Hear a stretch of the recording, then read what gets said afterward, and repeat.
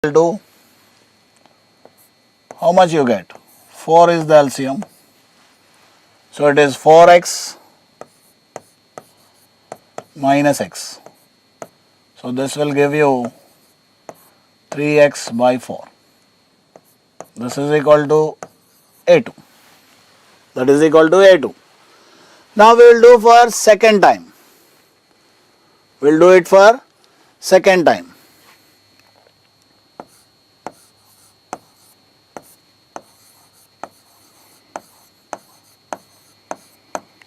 The amount of air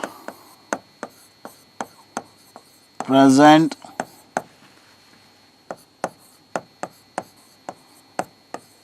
in the cylinder, the amount of air present in the cylinder after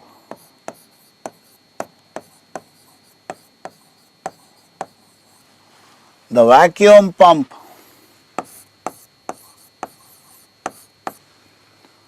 removes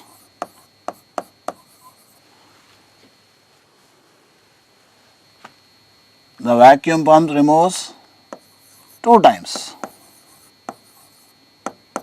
That is equal to, now what is the amount left here? 3x by 4. This is the amount left over. From this, 1/4 of the amount left. 1/4 of the amount left. Do you understand, children? This is the amount whatever is left in the cylinder. From that, 1/4 of the remaining. So what is 1/4 of the remaining? This is 3x by 4 of 1/4. So now this is equal to, let this 3x by 4 is taken out as common from here and here. So we are left with 1 minus 1/4.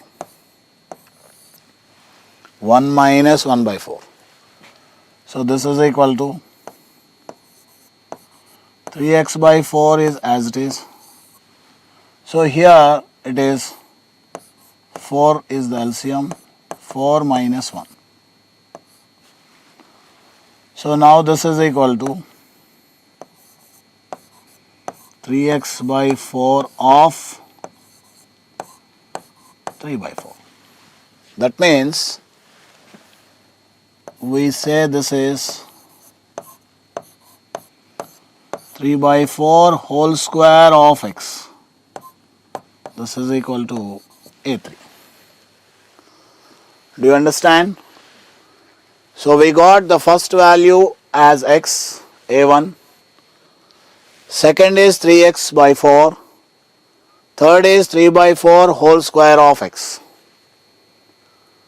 So like that it continues. So now what you are going to get for third time, if you can guess and say? 3 by 4 whole square of x minus 1/4 of 3 by 4 whole square of x. So now let us see what we are going to get here.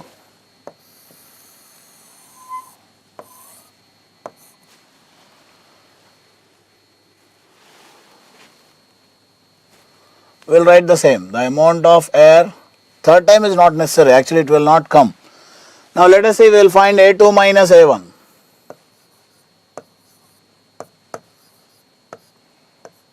So how much is your A2? 3x by 4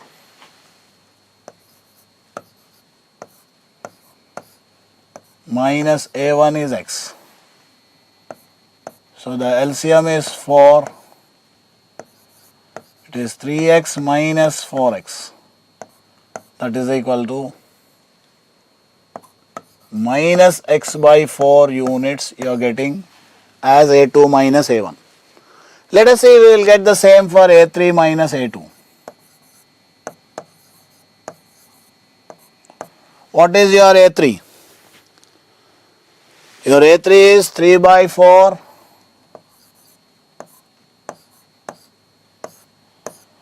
whole square of x minus, what is your A2? 3 by 4 of x. Now I can take 3 by 4 as common. Okay, I am taking 3 by 4 as common. Even x also I can take common. 3 by 4 of x I can take it as common. Now we left with one more 3 by 4 here. Minus 1 is here. So now this is 3x by 4 of, the LCM is 4, 3 minus 4. So that means you are getting 3x by 4, this is minus 1 by 4. So plus into minus is minus, 3x into 1 is 3x, 4 4s are 16. So if you can see here, a2 minus a1 we are getting it as minus x by 4, a2 minus a1 we are getting it as minus x by 4, but a3 minus a2 we are getting it as minus 3x by 16. Will these two are same? No. Let's continue. So therefore,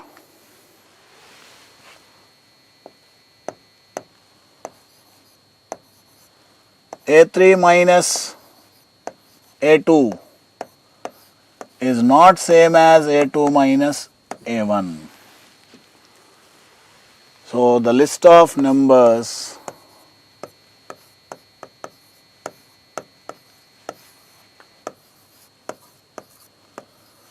do not form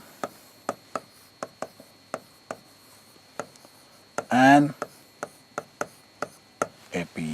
The list of numbers do not form an AP. So what we are doing actually, we are taking the situation,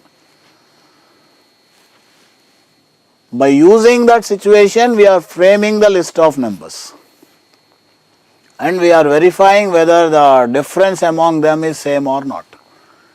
If the difference between consecutive terms is same, then it is in AP, otherwise it is not in AP. Now let's move to the next.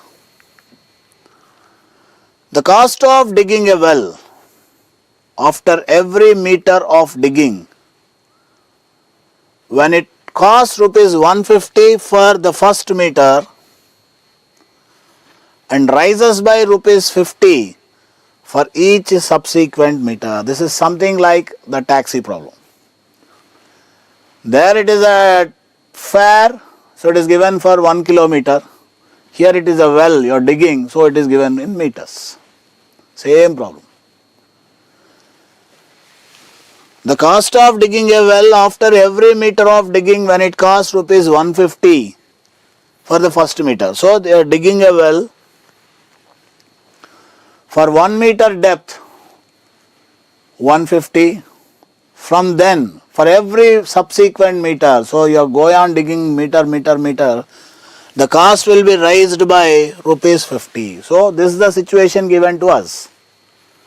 Now this situation we have to frame as the list of numbers and then we need to verify. Let's proceed. Let us see now.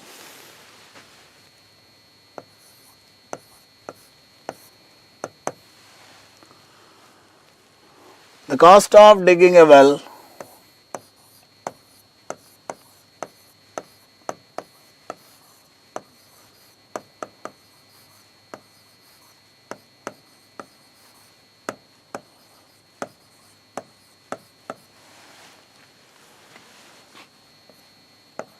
for 1 meter. So it is given clearly rupees 150. For first meter it is rupees 150. Same, continue. The cost of digging a well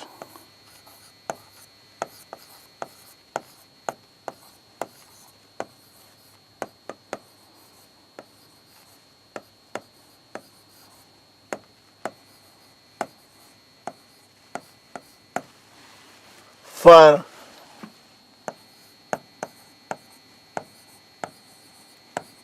2 meters. So for the first meter rupees 150. From then for every subsequent meter rupees 50. So 150 plus 50, it is rupees 200. So take this as the first term.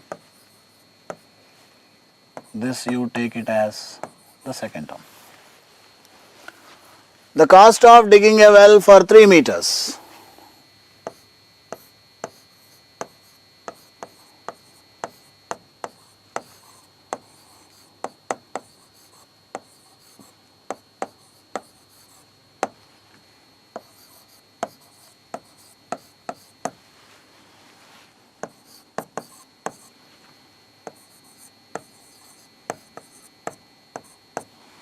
So already for 2 meters it is rupees 200. For additional it is rupees 50. So then it will be rupees 250. That is A3. Possible to find, otherwise you can leave here.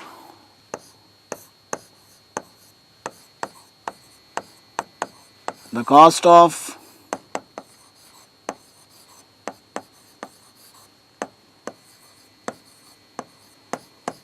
digging a well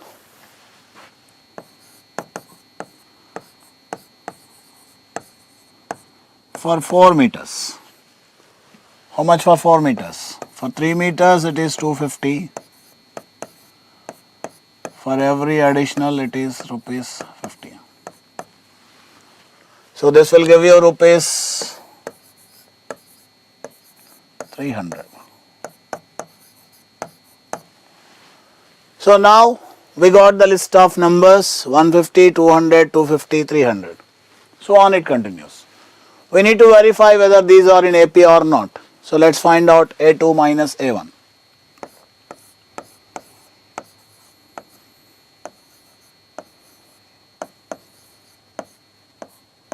So what is A2 minus A1? 200 rupees minus 150 rupees. That will give you rupees 50. Let's find for A3 minus A2. A3 is 250 minus 200. This will give you rupees 50. Let's find for A4 minus A3. So A4 is how much here? 300 rupees minus 250. So that is rupees 50 again. So what you have to understand? So this 50 is same. So therefore AN plus 1 minus AN is equal to rupees 50 every time.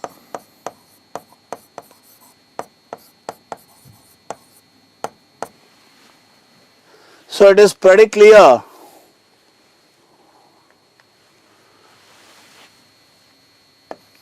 A2 minus A1 is same as A3 minus A2 is same as A4 minus A3 is same as AN plus 1 minus AN every time. So therefore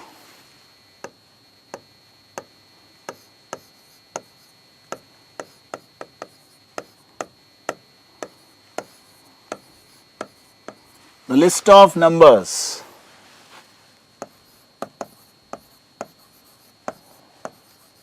forms an AP with A is equal to, how much is A? 150 and D is equal to rupees 50. That is the problem. Let's move to the next question. The amount of money in the account every year when rupees 10,000 is deposited at the compound interest at 8% per annum. 8% per annum, compound interest. So what is the formula? Do you understand the question?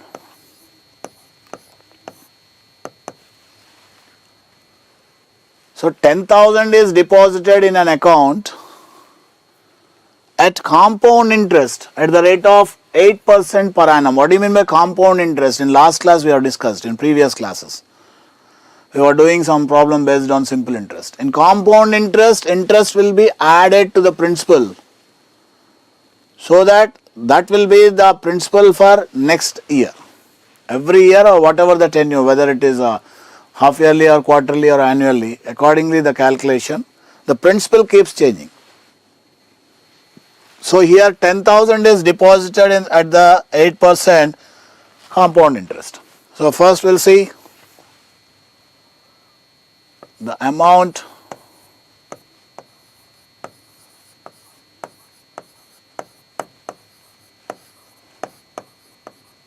after 1 year. What is the amount after 1 year? 10,000 1 plus, what is the rate of interest? 8% by 100 whole to the power of n, actually the formula, but n is here, n for number of years.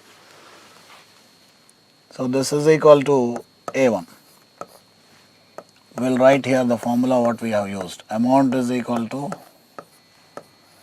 principal into 1 plus rate of interest by 100 whole to the power of n. This is the formula we have used. N for the number of, whether you calculate for year, whatever it is. So now the amount after 2 years.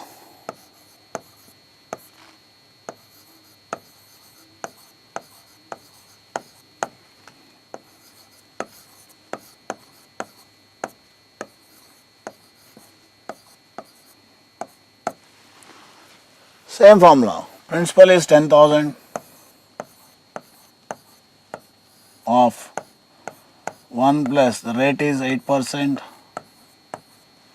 So here n is 2 because it is for 2 years. So this is taken as A2. Same we will find out for 3 years. The amount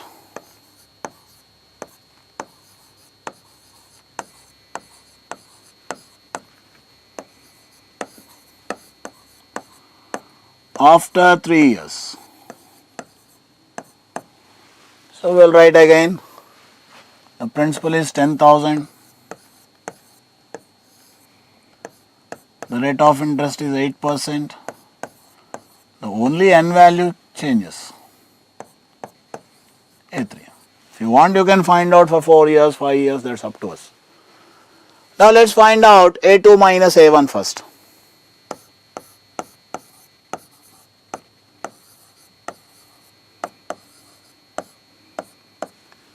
What is A2? 10,000 of 1 plus 8 by 100 whole square. This is A2 minus,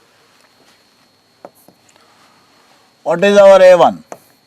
10,000 of 1 plus 8 by 100. If you consider this as entire thing as x, 10,000 into 1 plus 8 by 100, 10,000 is here and even here. 1 plus 8 by 100 whole square is here and 1 plus 8 by 100 is here. So now how to simplify? See, so simple simplification. You take 10,000 and 1 plus 8 by 100 as common. We are taking 10,000 and 1 plus 8 by 100 as common. Then what I am left with here? Out of square, suppose a square, we have taken a common, we are left with a. So we are left with 1 plus 8 by 100 is left here. Is it clear? Minus. This everything has gone as common. So we are left with 1. Now plus 1 and minus 1 get cancelled. So we get 10,000 of 1 plus 8 by 100 into 8 by 100. This is what we got, A2 minus A1. Now let us find out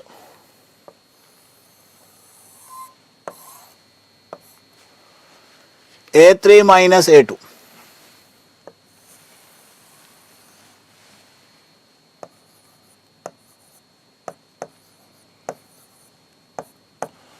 So what is A3? 10,000 of 1 plus 8 by 100 whole cube minus 10,000 of 1 plus 8 by 100 whole square. This is what we have.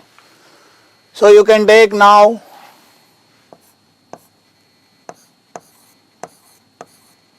$10,000 of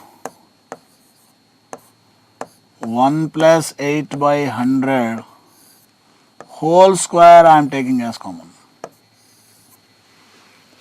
So from here we are left with 1 plus 8 by 100 and here everything has gone, it is minus 1. Then plus 1 and minus 1 they get cancelled out. So we get 10,000 1 plus 8 by 100 whole square into 8 by 100. Can you see now, is these two are same? 10,000 is here, even here, okay. 8 by 100 is there, 8 by 100 is there. But here it is 1 plus 8 by 100, but whereas it is 1 plus 8 by 100 whole square. So these two are not same. So therefore A2 minus A1 is not same as A3 minus A2. So the list of numbers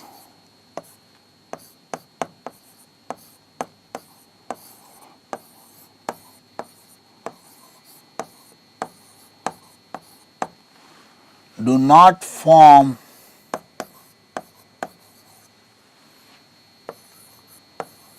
an AP. The list of numbers do not form an AP. So one should know the formula for amount in compound interest. Easy problem. So no need to get confused. No need to get any confusion with calculation. Just simple logic. Here what is there, here what is there, what you can take it as common and what is left. That's all. Let's move to the next.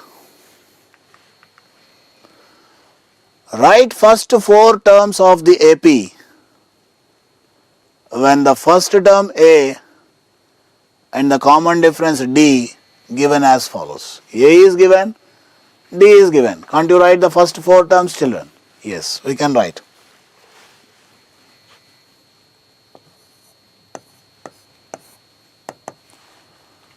So the first term is A1, which is nothing but A 10. First term is completed. Now let us see what is A2. A2 is nothing but A1 plus D. So how much is A1? A1 is 10, D is 10. So 10 plus 10, which is equal to 20. Same like that. Now find out A3. A3 is nothing but A2 plus D. So A2 is 20, D is 10,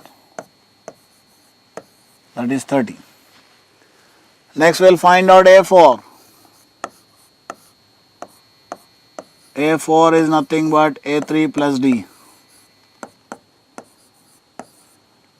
30 plus 10, 40. So we got the first four terms. So therefore 10, 20, 30, 40 are the first four terms.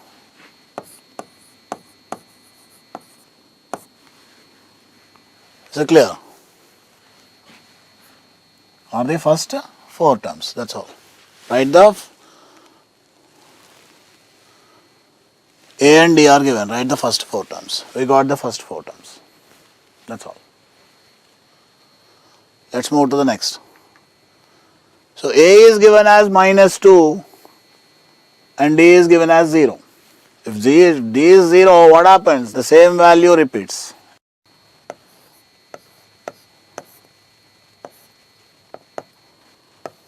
So A1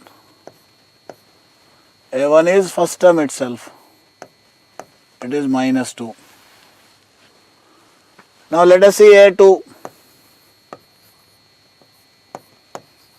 A2 is A1 plus D. So minus 2 plus D is 0, it is minus 2. Same minus 2 repeats every time. A3, that is equal to A2 plus D. Minus 2 plus 0, minus 2. Then A4, A3 plus D. So minus 2 plus 0. So therefore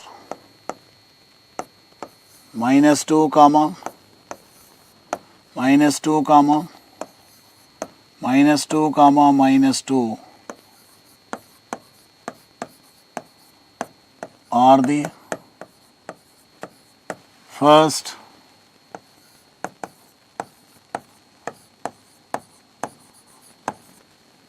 four terms. That's all. Let's see the next. A is given as 4 and D is given as minus 3.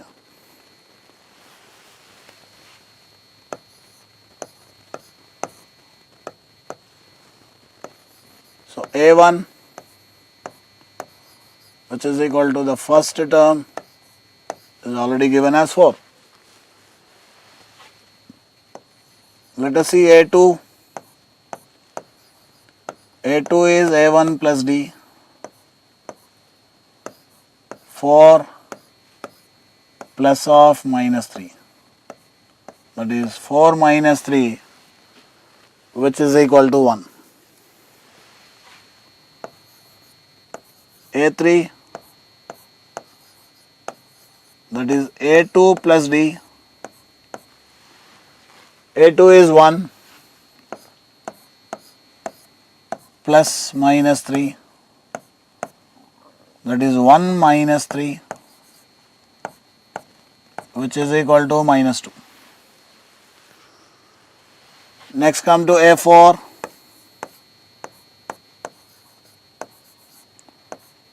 A3 plus D.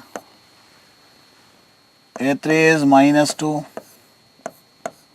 D is minus 3. So minus 2 plus minus 3, that is both are negative. You just add the numbers and give the same minus. So therefore, for 1, minus 2 and minus 5 are the first 4 terms. This is the problem. Let's see the next. So A is given as minus 1 and D is given as 1 by 2.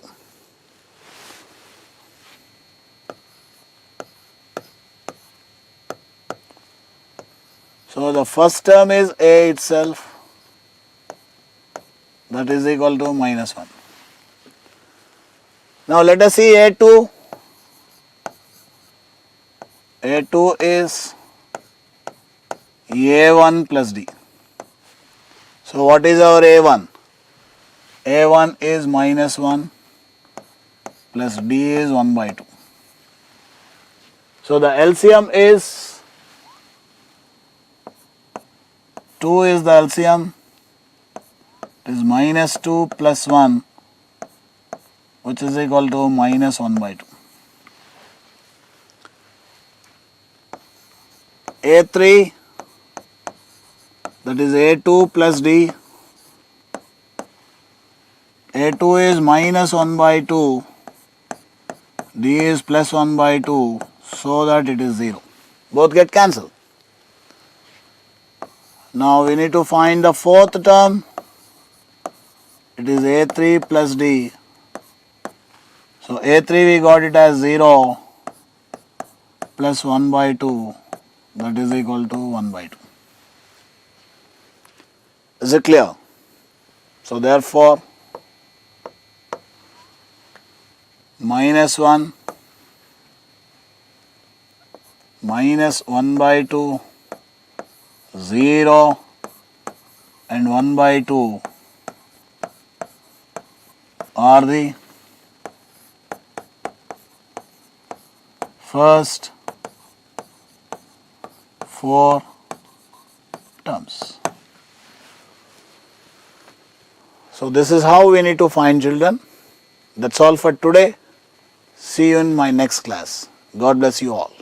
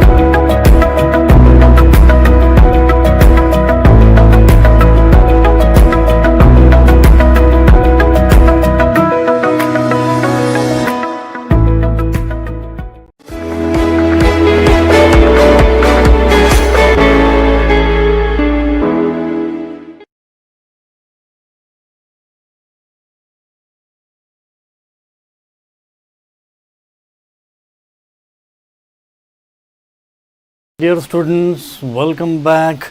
Hearty welcome to Classroom TV to all of you.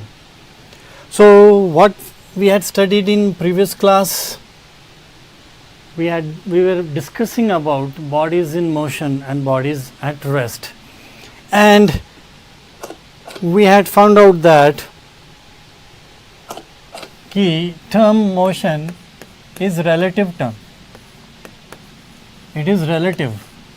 It depends upon observer or predefined reference point, and if that changes, that reference if that reference changes or observer changes, then the state of motion will change to rest and vice versa. Then we had, that means what does this imply? Ki body can be simultaneously at rest or in motion for two different observers. The thing is that for one observer the body can be either in motion or at rest, but for two different observers or for different observers, many different observers, the status of the body will change, will fluctuate between rest and motion as the observers change, but for one observer it will be either motion or rest. So, having discussed that, ki motion is relative. It is very important here to note these terms. In higher classes you will benefit from this. Do not take anything in physics for granted. Thing is that many terms in physics we use in day to day life, and that can be a bit misleading. We think that we understand what is rest, what is motion, but technically their definitions are way different from the way we use them in our daily life. So, do not take physics for granted, try to understand the underlying meanings, try to understand the definitions, what exactly scientifically these terms mean. So, after having proved that this term is relative, then we decided to study motion in detail. And what we understood is that once the body begins to move, then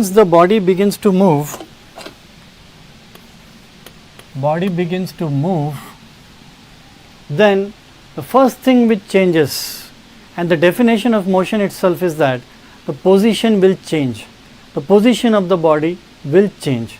So, first thing to understand is position. We begin with position.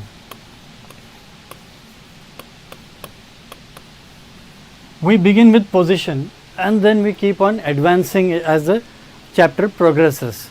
So, as the position changes, then with that too with respect to some observer, the position should change with respect to some observer. As the position of the object changes, then what happens? First of all, it is in motion. Then we said that whenever the body is in motion, there are various physical quantities which can be measured, and these are characteristics of body in motion. The first thing which can be measured we saw was distance, and that is the length of the path covered. As the body begins to move in whatever direction it may travel, starting, let us say starting point we label is as A and B. So, as body began to move here, we tied one measuring tape to the body, and the end of the measuring tape we stuck it here, and as the body began to move, that measuring tape began to unspool, and that measuring tape took the shape of the path itself.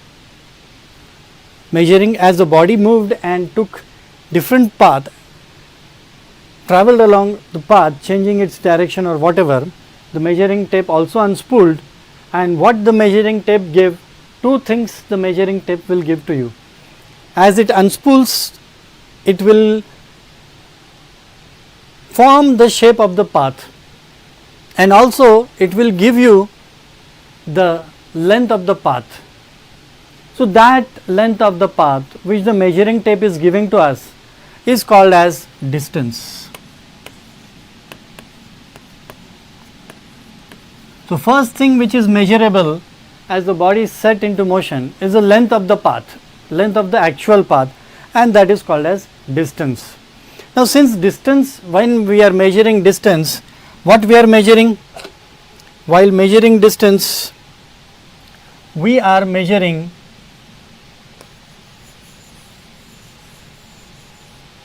length. When measuring distance, we are measuring length. And how do we measure length? Basic thing, meter, centimeter.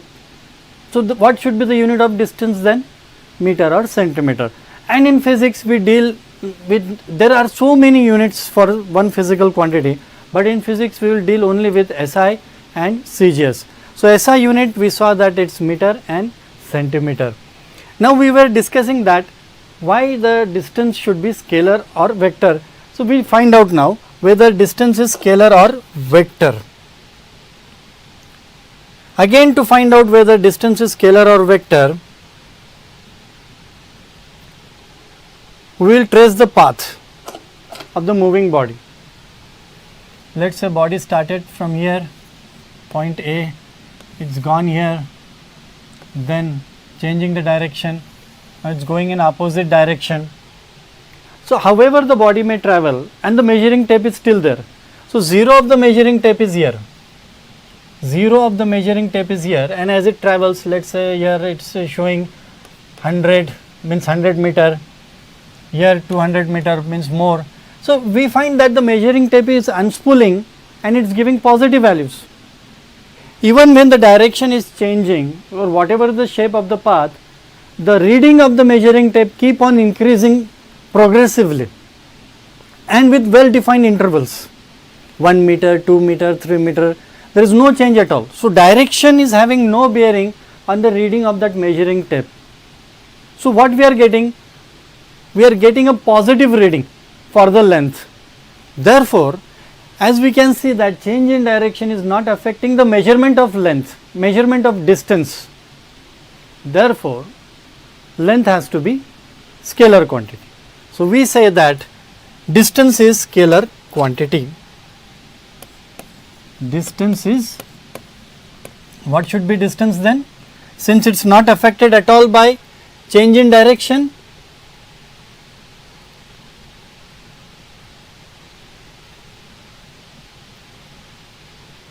so we say that distance is a scalar quantity. Distance is scalar quantity and change in direction will have no effect on it. Let us find out few example. Let us solve few examples here for distance. Here body begins to move, it is going in this direction, we can say it is going north 3 meter, then it is going east. While measuring distance we need not take into consideration any direction, but just to emphasize here, direction has no bearing on the distance. We are saying this, from here to here it has travelled 3 meter, then it is gone here. So total distance covered will be 3 meter plus 5 meter. So here till B, now we are C, it will be 5 plus 3, then goes to D, it will be what? 3 plus 5 plus 3, previous distance. Here it will be previous distance. What are the previous distance? 3 plus 5 plus 3. In this way, distance keeps on getting added up. Even when the body has come back to its original position, the odometer of the vehicle won't show 0 reading. It will show increased reading itself. So this is how we measure distance, length of the actual path. The body may be traveling in circular direction, circular path. At that time, how will you measure the length? Then you will take the circumference of the circular path. So what is the circumference of the circular path? You get circumference as 2 pi r. So one round is completed, body has come back to the starting position. The distance covered will be 2 pi r. Now it goes again and again about its starting position. The distance covered will be multiples of 2 pi r. So how many rounds the body is taking? That many rounds, where n is the number of rounds, 2 rounds, 3 rounds, 4 rounds, as many rounds. So distance covered will be multiple of that, and hence distance is a scalar quantity. Now important thing here to note is that we have measured distance, but remember that we start the understanding of this concept, bodies in motion. The first thing to understand is that position of the body. As the position of the body changes, what all is happening here? What different scenarios we are presented with as a body changes its position. So when we are talking about position, it is important to note that there will be two important positions. One is initial position and final position. As body moves, two important thing is initial position and final position, and in that, in between will be the path. The body is covering some path, that path is the distance which we have measured.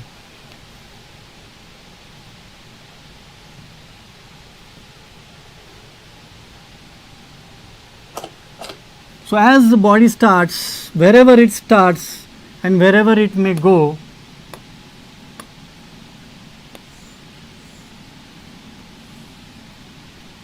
and where the body in between we are not concerned with, where the body starts, that position, and where it stops finally. These two positions are important, and in between continuously the position of the body is changing, but these two positions are very important here: starting position and final position, initial position and final position, or position of rest here. The in between, what is happening now? Some path is there. Another thing is that we can say that the place of the body was at A. Initially the body's place was A. Now what is the place of the body? It is B. Final place is B. So the place of the body has changed as the body began to move, and after the end of the journey, the place of the body shifted, or the place of the body changed. We can say that body got displaced. Body got displaced. Now when we measure distance, measuring distance doesn't give you complete information about the position of the body. Like suppose somebody travels from earth to moon. So once you understand that these two positions you have to remember, starting position and final position. Just measuring the distance can be sometimes misleading, because if someone has started from earth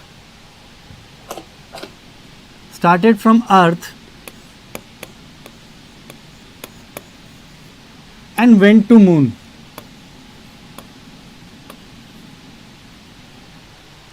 so the distance is round about 4 lakh kilometers, or whatever distance is there. So the distance covered will be 4 lakh kilometer. Now come back again,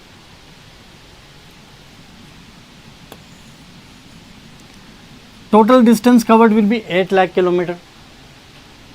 But what is the final place of the body?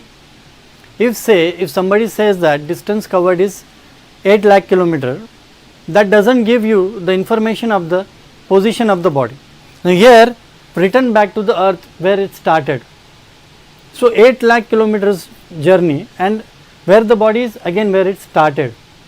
So just saying that distance covered is 8 lakh kilometer or distance covered is 1000 kilometer doesn't give you the information about where the body is after traveling 1000 kilometer. Suppose say body traveled the total distance of 1000 kilometer.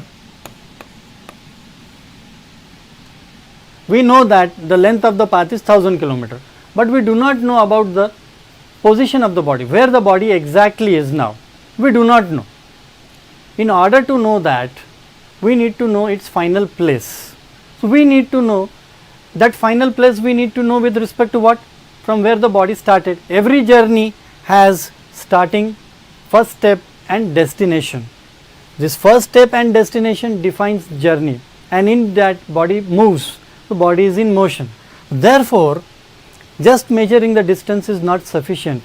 We need to know something more.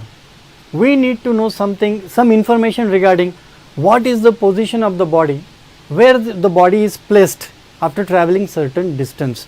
Hence, we come to new physical quantity, displacement. So displacement is measured from initial to the final position of the moving object, the distance between initial and final position. So just understand this properly. Body is starting to move here, went here, finally came here. So always have initial position, final position, and this is the length of the path. But what will be the displacement of the body? It will be distance between A and B. You just join them. This is the initial place, this is the final place, and this is the path taken. But you will see, you will understand that from going to A to B, it is not necessary to take this path. You can directly go this way, or you can take whichever path. But this is the initial place, this is the final place, and this is the displacement of the body. In order to measure the displacement, what we do is that we connect the initial position and final position with straight line. The length of that straight line will be the displacement. Again, what we are measuring here? Length. So what should be the unit of displacement then? We are measuring length. Again we are measuring length.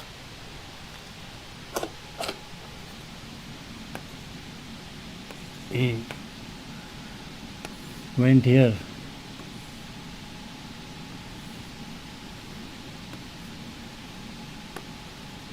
We need not measure the length of the path. Final position. Draw a straight line from starting. This is the length of the shortest distance between 2 points is straight line, and that is the displacement. By measuring it this way, confusion is avoided, because different paths will give you different lengths. Somebody might take another path and the distance covered will be different, but going to the same place B. So as you take different paths, the distance covered from A to B will be different, and that will be confusing. Therefore displacement gives you one perfect reading. Shortest distance between two positions is the displacement, initial place of the body, final place of the body. And since we are measuring length, the units of displacement are again meter and centimeter. Now we want to check whether the change in direction has any bearing on displacement. We have seen before that while measuring distance, direction does not affect the measurement, but for displacement, let us check out.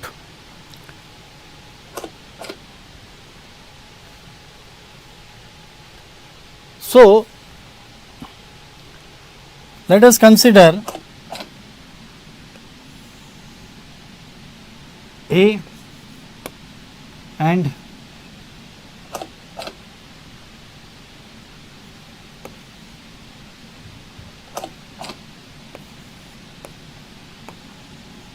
body travelled 100 meter from A to B.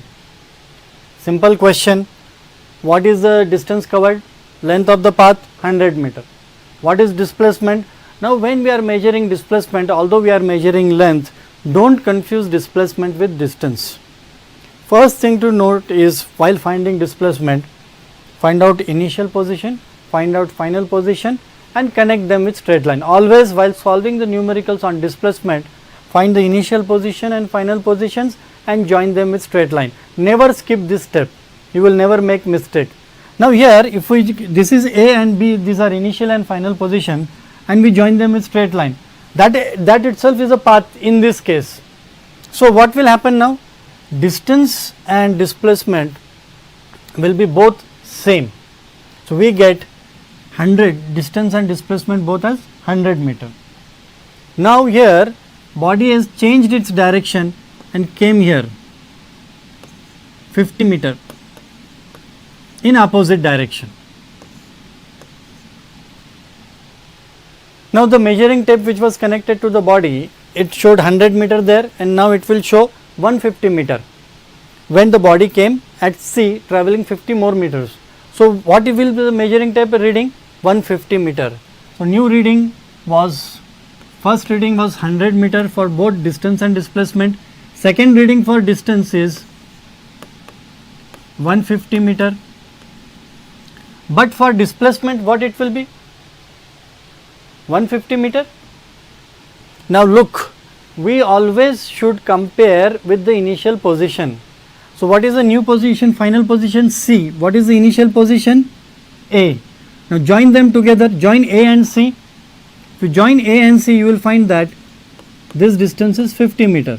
So what will be the displacement then? Displacement is 50 meter. We find that as the direction changed, distance was not affected at all. Distance kept on increasing, but as the direction changed, displacement is definitely changing. That means change in direction is having some impact on the measurement of displacement. Let's proceed further. Now body continued its journey in the opposite direction here, came back to the starting point A. The measuring tape kept on unspooling, and now it 150 meter at C, came back to A, again 50 meters will get added up. So the new distance was 200 meter. And what about displacement? We should join the initial position and final position. Initial position is A, final position is also A. Now what is the displacement then? Same place, so 0. When body comes back to the same position, initial position, after traveling whatever distance, like travel from earth to moon and back again, the displacement will be 0, because place has not changed. When body went from earth to moon, the place changed, but when body came back from earth, came back from moon to earth, it came back to its original position, it came back to its original place. So there is no displacement, so the displacement is 0. Distance is increasing, and now displacement was increasing when body traveled in straight line, but change in direction, now displacement has become 0. Let us say now the body is travelling in opposite direction. Here D 50 meter. So initially it was travelling towards the east, now it came back to original position and it's continuing its journey towards west now, 50 meter. So what will be the distance covered now? Again 50 meter you add to the previous value, 250 meter is the distance covered. And what is the displacement now? A is the initial position and D is the new final position. And what is the difference, what is the distance between them? 50 meter. So you will say, sir, you said that we should join the initial position and final position by straight line and measure that straight line. So now we are getting 50 meter. So can we write that 50 meter here? Suppose if we write that displacement is 50 meter, then there will be confusion, because when the body was at point C, then also the displacement was 50 meter, and now when the body is at D, then also the displacement is 50 meter. So body cannot be at two different places simultaneously, but suggesting that displacement is 50 meter, it is implying that body can be either at C or it can be either at D, because in both the cases the magnitude of displacement is 50 meter. Magnitude is 50 meter, but their directions are different. So that means in order to completely specify displacement, in order to completely describe displacement, we need to mention direction.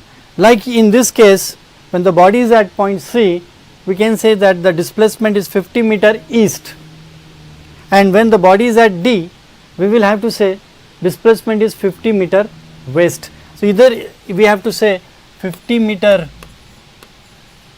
east or 50 meter west.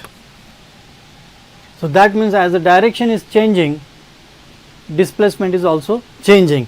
And let us say if the scale was there, Cartesian's 0 scale was there, then this side the distances are positive and this side the distances are negative.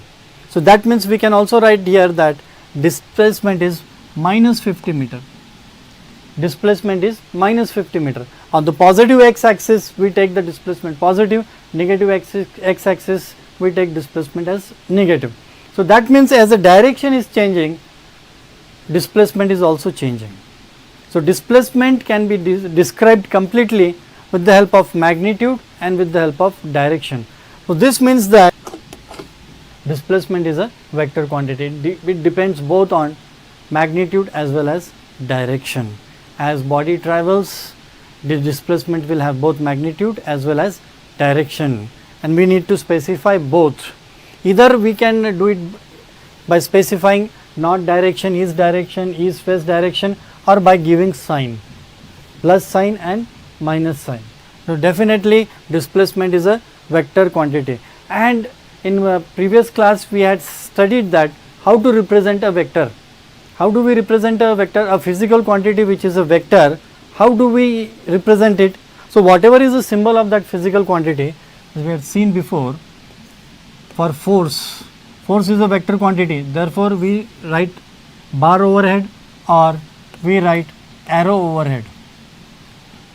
Now we have found out that, so that means for all vector quantity we should write one bar overhead or arrow overhead, and we have found out that displacement is a vector quantity, and in the symbol it also represents length. So the symbol of displacement, it also represents in sort of way distance between the shortest possible distance. What is displacement? Shortest possible distance between initial position and final position. So in some way or the other it is related to distance, therefore the symbol stays S, the symbol remains S, but it is a vector quantity. So what we have to do then? We have to put a bar overhead or arrow overhead. So the symbol of displacement will be S bar or this, whereas symbol of distance is simply yes. One thing which we understand, one more thing to pay attention is that when the body is moving in straight line, when body is moving in straight line, say it's traveled 50 meter, starting from A it traveled 50 meter, so it's traveling in straight line, distance is definitely 50 meter. What about displacement? Anyhow we have to join them with straight line, so therefore displacement is also 50 meter. Continues traveling further 75 meter, distance is increasing, displacement is also increasing, reached 100 meter. As long as body travels in straight line, distance magnitudes, we never say distance equal to displacement, distance same as displacement. These two are different physical quantities, even though their units are same, these two are different physical quantity. So here as the body travels in straight line, the magnitudes of distance and displacements are same. So we can say that mod of S bar equal to mod of S. Their magnitudes are same. And in this chapter we are discussing about motion along straight line. As long as we are dealing with body traveling in straight line, so distance and displacement, their magnitudes will be same. Even though their magnitudes are same, these are not same physical quantities. Suppose we say mass is 10 kg and length is 10 meter. Does it implies that mass and length are same physical quantity? Mass is 10 kg and length is 10 meter. You all know that mass is different from length, as different as chalk is from cheese. So same way distance and displacement are as different from each other as chalk is from cheese. Their symbols, many times distance and displacement both are represented by yes, because we are discussing motion along straight line. When discussing at that, since their magnitudes are same, unnecessarily keep on drawing bar overhead or arrow overhead. In order to avoid that, we say distance and displacement. So we just represent both of them as yes. But remember, displacement is a vector quantity. It changes as direction changes. And let us see few more things. We will try to understand displacement better. Just we have started here. So we had seen such a rectangle before when we were discussing distance. Now same rectangle for displacement. Body is starting from here A. Now all the concepts of distance and displacement we will try to implement here, it reaches here B 2 meter. So what is the distance here? In first case here we are going to write A to B. A to B distance is 2 meter. What about displacement? See, again I am repeating here, always look at what is initial point A, what is final point here B, join them with straight line. Already that is the path taken by the body, straight line path. So the displacement will also be 2 meter. But here when writing distance we are not concerned with direction, but while writing displacement we have to mention direction. So in which direction the body was moving? A to B. When moving from A to B, body was moving north. So you will write down S bar is equal to 2 meter north. Now next, body moves from B to C. Along, here also it is travelling in straight line, but we have to always stay firm. Initial position does not change. Do not think now that the body took turn here and moving along BC, so the initial position will be B. Initial position remains the same. When you travel in train or bus, the place where you board the bus is the starting place. Wherever bus stops, that does not become your boarding place. Your boarding place is fixed. In the same way, consider this to be the boarding place, starting point. It will not change at all. These are the stops. Bus is taking stop here, train is taking stop here. That does not changes where you boarded the train or boarded the bus. So this starting point, the initial position will never change. So here now body is travelling along BC. So what is the distance now? Total distance 2 meter plus 4 meter. So along now BC. So how will you write then?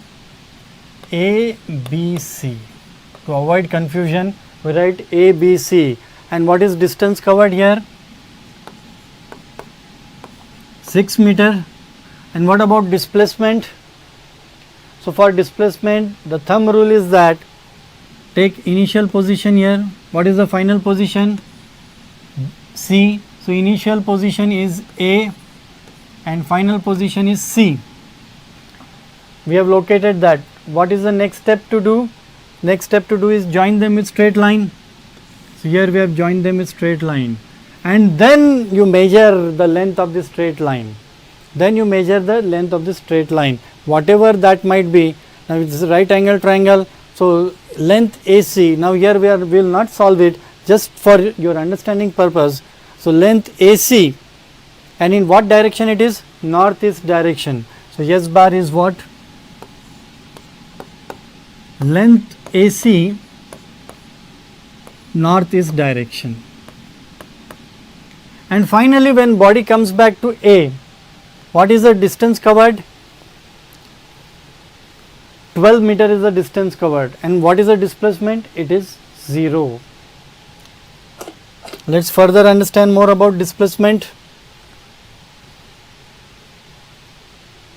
Here it's a circular path is there, as you can see. Starting point where the journey begins, that is A, and it is travelling along the circular path, and body has reached here B. So the length of this path, this is the path taken by the body, as you can see here, this is the path. This path, along this path the measuring tape will unspool, and the readings on the measuring tape will give you the distance. But displacement does not take into consideration the path. What does displacement say? How far away B is from A, shortest possible distance between initial and final position, that is displacement. So again B is where the body stopped. So what you will do? You will join the initial and final positions and measure it. But its circular path and straight line between A and B is diameter.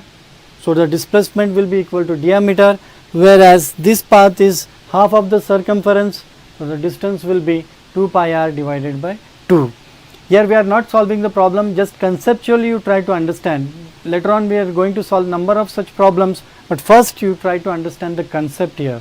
What should be done, and your emphasis not should be how to remember to solve the problems. Your emphasis should be on the concepts. The concept of displacement is that the body is changing the place, body is changing the position, and how to define, find the relationship between initial place and final place, that is shortest possible distance. There is no confusion at all, because you can take number of paths to reach here. Whatever path you will take, every time the reading will be different, but straight line, there is no confusion at all, that is displacement. And the different paths which you take, that is the different distances which you have travelled to starting from A to reach to B.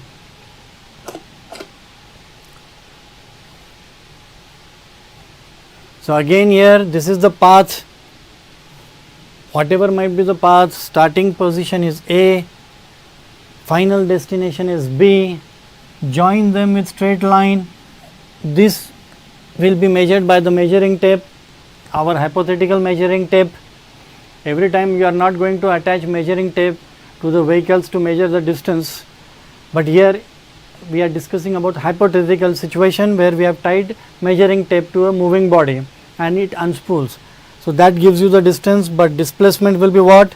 Join the initial position and final position by straight line, and this is the displacement. As you can see, there is no confusion there. How to say that you are at that place? This is the way. Displacement will give the complete information about the new place where the body has reached. And we have said that displacement also includes direction. So displacement is a complete package. It has both magnitude as well as direction. It's a complete package. Distance is misleading. Anywhere, say suppose it's traveled now say 400 kilometer, but starting from A, you can travel 400 kilometer in any direction. So starting from A, 400 kilometer will lead you to any place, and one of them might be B. But there are infinite places starting from A and traveling 400 kilometers where you will reach. And suppose somebody, you said someone that you are planning to travel 400 kilometers and that is your address. Nobody will be able to find that address, nobody will be able to locate you. So for that reason, displacement is necessary.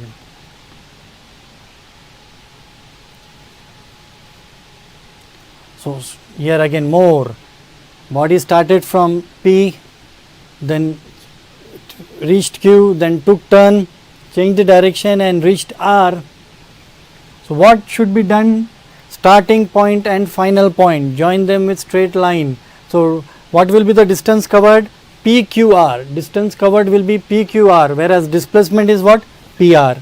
Displacement is PR. Join the starting point and final point. These are important terms here in displacement. Again see here, whatever haphazard random path travelling body has taken, it has reached, starting from P, it has reached Q. So this will give you the distance covered, but that will not give you the information about where the body is. In order to find out where the body is, new position of the body, join them with straight line. So displacement will be what? The shortest distance between initial and final point, that is the displacement. And the shortest distance is always the straight line.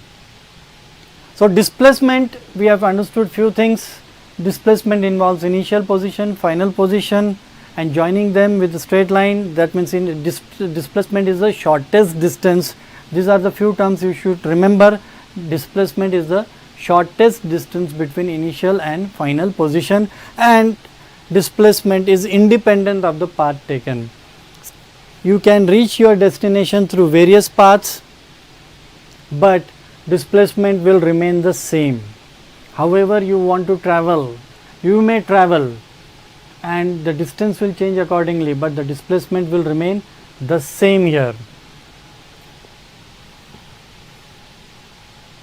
Again here, So two persons started from this house, two brothers started here, and one of them took this path 1, another took path 2, wanted to check out on this beautiful lake, visit that lake, but both of them wanted to reach this place.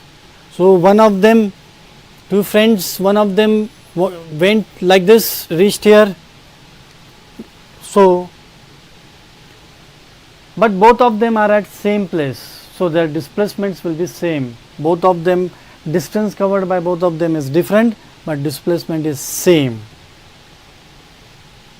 Displacement is independent, and the importance of displacement is that here you can see starting place A, and here is another B, and here C. And now suppose you join them with straight line, you may find that they are same. So therefore displacement takes into consideration direction also. This is towards north and this is towards south. So even though the magnitudes of two different places displacements are same, but body cannot be same body cannot be at two different places, therefore displacement removes that confusion also. So here we will say 100 meter north and here we will say 100 meter short. In this way, till now we have studied about distance and displacement. Moving body, first thing is what? Position.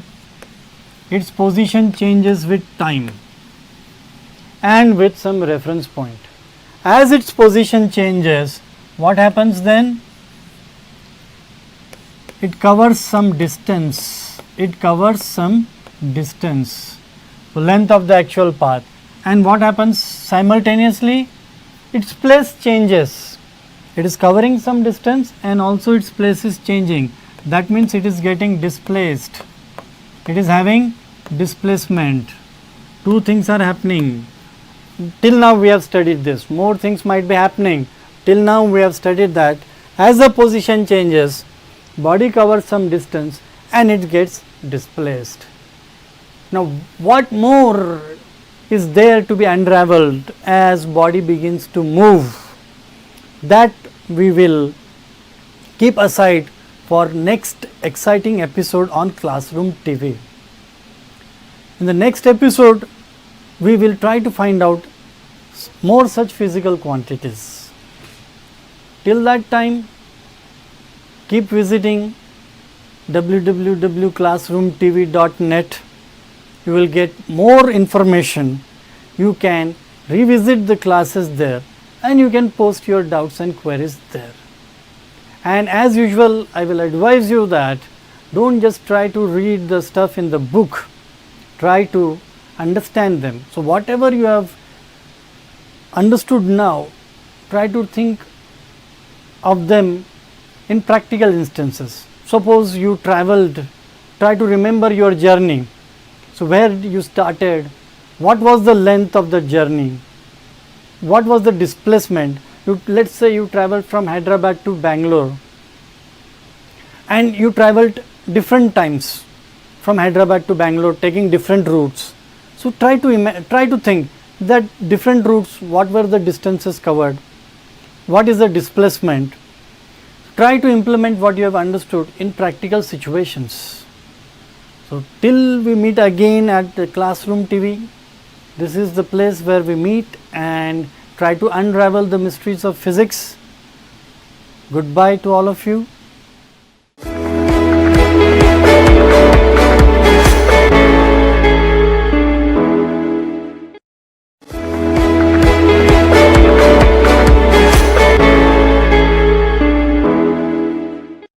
Hello guys, how are you?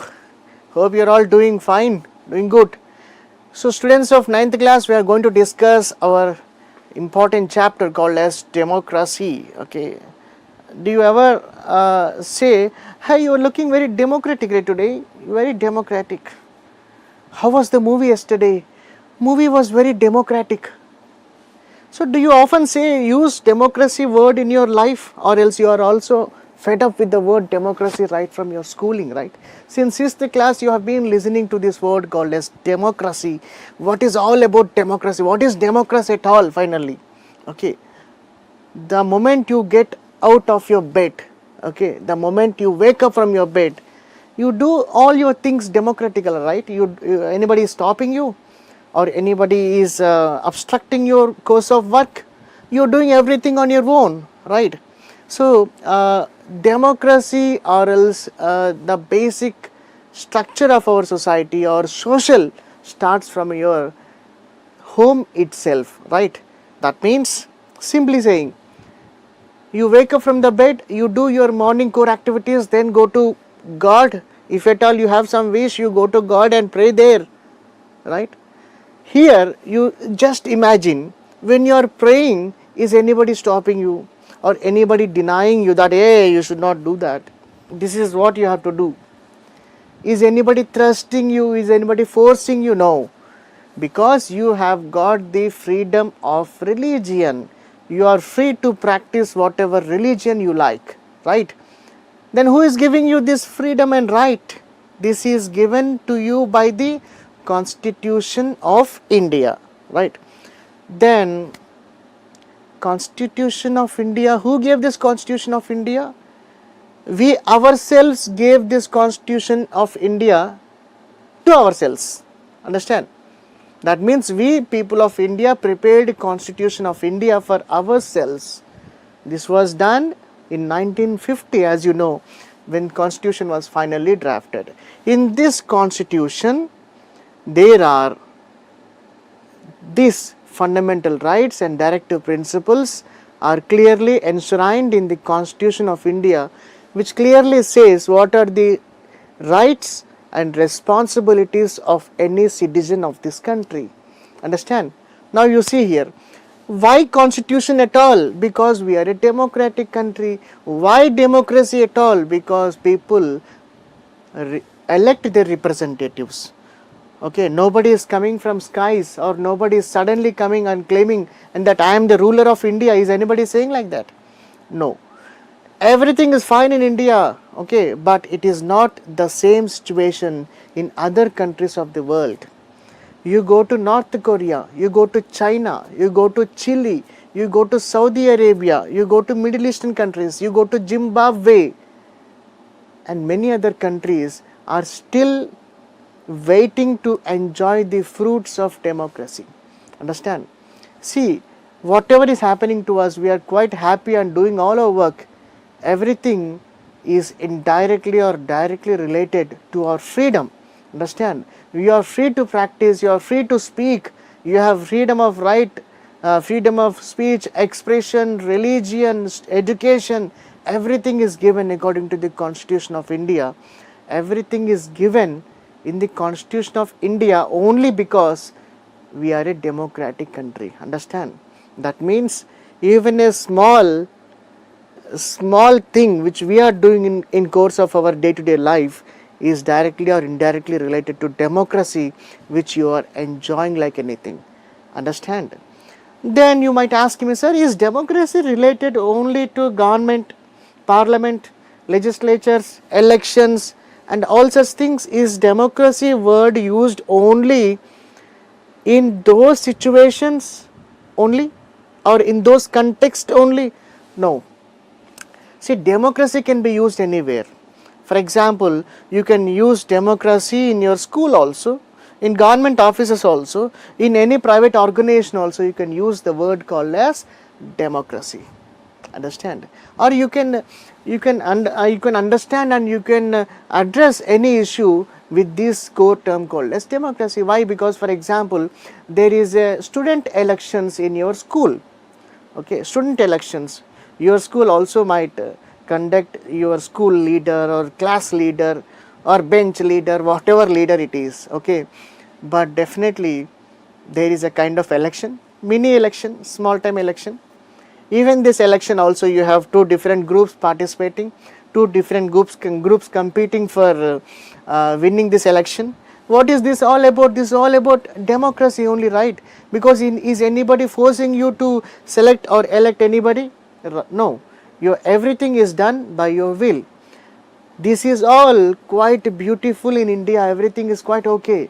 But countries like Chile, Mexico, China, North Korea, Zimbabwe, Saudi Arabia, Iraq, Pakistan, you don't see these kind of situations.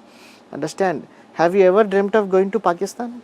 Okay, but don't try to imagine those situations. Okay, those situations are not as rosy and beautiful as what you are experiencing in India. So, what we are going to discuss has got great relevance to our day to day life. Don't just study for your examination. You enjoy this chapter first of all. You try to understand the basic content which is there in this chapter. Then try to apply this and talk to your friends. Hey, you are looking very democratic right today. Very democratic.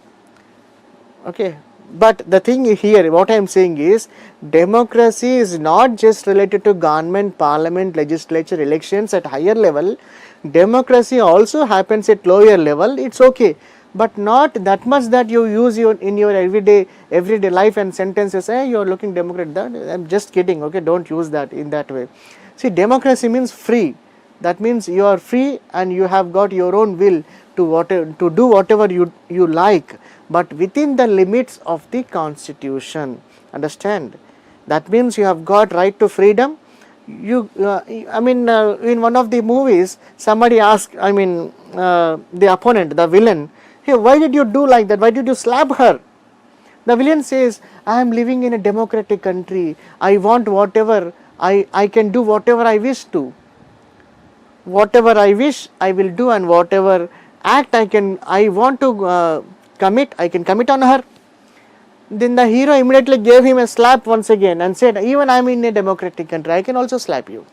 Okay, don't use democracy in this way. Okay, this is all illegal and not constitutional. Okay, so democracy is the basic form of the government where the people elect their rulers. Okay, people democratically elect their rulers. This definition seems to be quite simple, beautiful and quite easy, but there are many terms behind this simple definition where you have to really dig deep and try to understand. Okay, definition looks very simple, but the hidden factors, the hidden meanings beyond the lines, between the lines, you have to understand. I will show you simple definition here, very simple definition I will show you. You will easily memorize that within 1 minute, but to understand that, definitely you have to apply your mind and brain. Okay, because social studies or politics, civics, economics is not all about memorizing, mugging up, by hearting something, then omitting in examination all. That will not serve the purpose. Okay, it will temporarily, it might get you some marks, but final examination definitely you might falter. Only thing is, try to understand the concepts and try to put down in your own words. Don't ever fear that you might go wrong in writing sentences or English and all such things. Don't fear for anyone. Just write down the sentences, listen to the class, write down the sentences, whatever you understood from the class, write it down. Then you get it cross-checked with your teacher, or else you can send to us, or else you ask your friend who is sitting beside you and just cross-check and check your answers. Okay, by this you will understand the concepts and also your writing skills, which will in turn lead you to higher levels in life in future. So everything starts from now. Okay, so start listening to classes, start reading books, then write in your own words. Don't memorize, don't ratamar, don't by heart. Okay, now we shall see our very chapter called as democracy. So class 9, democratic politics 1. In 10th class you will see democratic politics 2. So democratic politics 1, what we are seeing with is what is democracy and why democracy. Two components are there in this chapter. First component is what is democracy. That means we have to struggle a lot, at least for 1 or 2 hours of time in the classes now, to understand what is democracy. Democracy word seems to be very simple. When, okay, when you are not comparing it with any other outside situation. Until and unless you go outside your country, you will not understand the fruits or beauty of democracy. Within no time you will come back to your country. Within no time you will rush back to India. Understand? Everything seems to be quite luxurious, quite heavenly, quite beautiful. Ah, let me go to Saudi Arabia. Okay, you will not come back. In case if anything happens beyond their constitutional limits, finish. Understand? So you can't project your democracy or expose your democracy wherever you go in the world. Understand? Okay, when you are in Rome, you have to be Roman. You know that.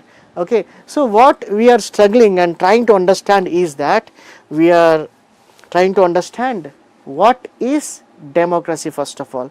After knowing democracy, then we will try to understand why democracy is needed at all, why a country requires democracy. Okay, so first part of this chapter we will talk about what is the basic definition of democracy, which in turn has lot of complexities. Seems to be very simple, lot of complexities. Why? Because we are comparing India with all the other nations. Democracy is what you are enjoying, right? But we will compare with Chile, we will compare with Mexico, we will compare with Zimbabwe, Iraq, Pakistan, North Korea, Syria, Myanmar, Burma, okay, Burma and Myanmar. All these countries you compare, then you will understand the beauty of your country and also of this subject what you are studying. Okay, this is one thing. Second thing is that there are certain cartoons in this chapter. Okay, you are teacher, I don't know, your school teachers might they will focus on this area or not, but there are certain questions which are appearing from the cartoons in your textbook also. These cartoons might not have a very good explanation in your textbook, okay, in your democratic politics in your textbook, but these certain cartoons are left just like that for your understanding. You have to comprehend and you have to understand why this cartoon is given here at all, why these funny memes and funny cartoons are given here. Okay, everything is related to our chapter.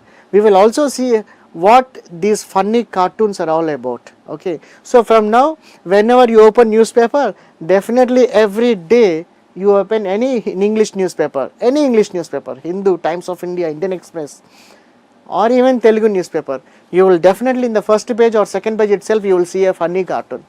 Okay, funny cartoon or basically sarcastically representing somebody, some politician, some political philosophy, policy of government and all. Okay, just enjoy, don't get into too much of criticisms, right? Okay, so here first of all we'll talk what is democracy, then we'll see the next component, why democracy. See here, first thing is what we are going to learn in this chapter. What we will learn after finishing this chapter, you will be able to say, yes, I have learnt this from this chapter. Are you that much confident? Okay, let me see. What is democracy? First of all, what is democracy, as I told you. Second is features of democracy. That means when we compare this democracy with other countries, we will definitely encounter certain features. Okay, finally we can say, okay, these are the features of democracy. Okay, complexity is increasing slowly, right? Democracy seems to be very simple, but slowly it is rising. Don't worry, I will make it very simple for you. Just try to see the slides, understand the class, write down in the notes. That's all. Okay, your chapter is finished. Why democracy is required? This is the next component, 1.3, and broader meaning of democracy. Okay, here we are understanding what is democracy. It's a simpler definition of democracy. Here we will see broad meaning of democracy. Democracy in higher levels. At higher levels we will see what is the meaning of democracy, because here we will talk about our own constitution, Indian scenario, Indian politics and all. Everything will come here. Okay, so until then you have to see the basic democratic politics of other countries. Why? Because the funny thing here is certain countries say themselves, claim themselves that they are democratic, but they are not democratic. That is the main problem. Okay, they have democracy in their name itself, country name itself. They have democracy, republic they have, socialism they have, but they don't follow these policies at all. Okay, so we have to see those countries which are claiming to be enjoying democracy, but when you get into the country you will not see any democracy. Okay, how all these things are happening we will see. Okay, this is you see, this is the basic title of the chapter. In each and every slide you will see this only for your understanding. 01 says that this is the first session.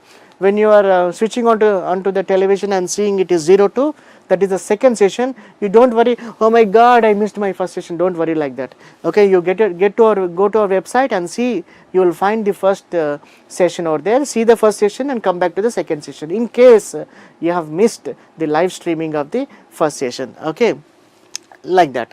Okay, see here. See, why define democracy? First of all, the basic problem is why define democracy. That is the basic problem with all the students, right? If your parents say study, you will ask immediately, why to study? Understand? If your parents ask you, read for the examination, you will ask, why shall I read? Basic question. Here also, why democracy?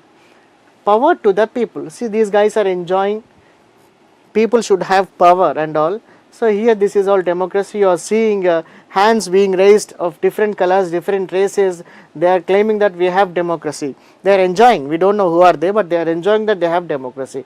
Not just simply they are enjoying this, they are enjoying this after a great deal of work behind that, a great deal of sacrifices, great deal of lives being lost in the struggle to get the democracy. Democracy is not just given by birth, okay, just by from heaven or from skies. Nobody is falling, nobody is throwing democracy, enjoy you and enjoy whatever you want. That nobody is saying, because even we got democracy after struggling for 250 years, more than that. Okay, in any part of the world definitely is being troubled by was troubled by some or the other part of the world. Like you see, you go to any country, definitely that country would have been for certain time under the control of some other country. Okay, then this country should get freedom from that country which is colonizing whatever the country which we are talking. And when this country gets freedom, ultimately they will claim that yes, we got freedom, we are democratic henceforth. Okay, but what happened was, for example, you see the Pakistan, you see the case of Pakistan. So Pakistan, they made a lot of noise before independence, and right from 1905 itself, for 40 years they had consistent perpetual conflicts with Indians. Ultimately they wanted their own state called as, own country called as Pakistan. Okay, they got Pakistan. Okay, they enjoyed. Even Indians we are enjoying. Pakistan was divided, they enjoyed. Okay, but are they able to keep the fruits of the freedom intact forever? No, because they could not manage or control their country themselves. To some extent, even Pakistan was under the rule of the military head General Pervez Musharraf. Okay, you know that. Then do you call this democracy? Do you call this democracy? People are still confused. People of Pakistan are still confused whether they are in democracy or not. You understand? If I ask you democracy, if anybody asks you, hey Indian, you got democracy, please show me. Where will you show? You will show your textbook. Huh? See here, we got democracy here.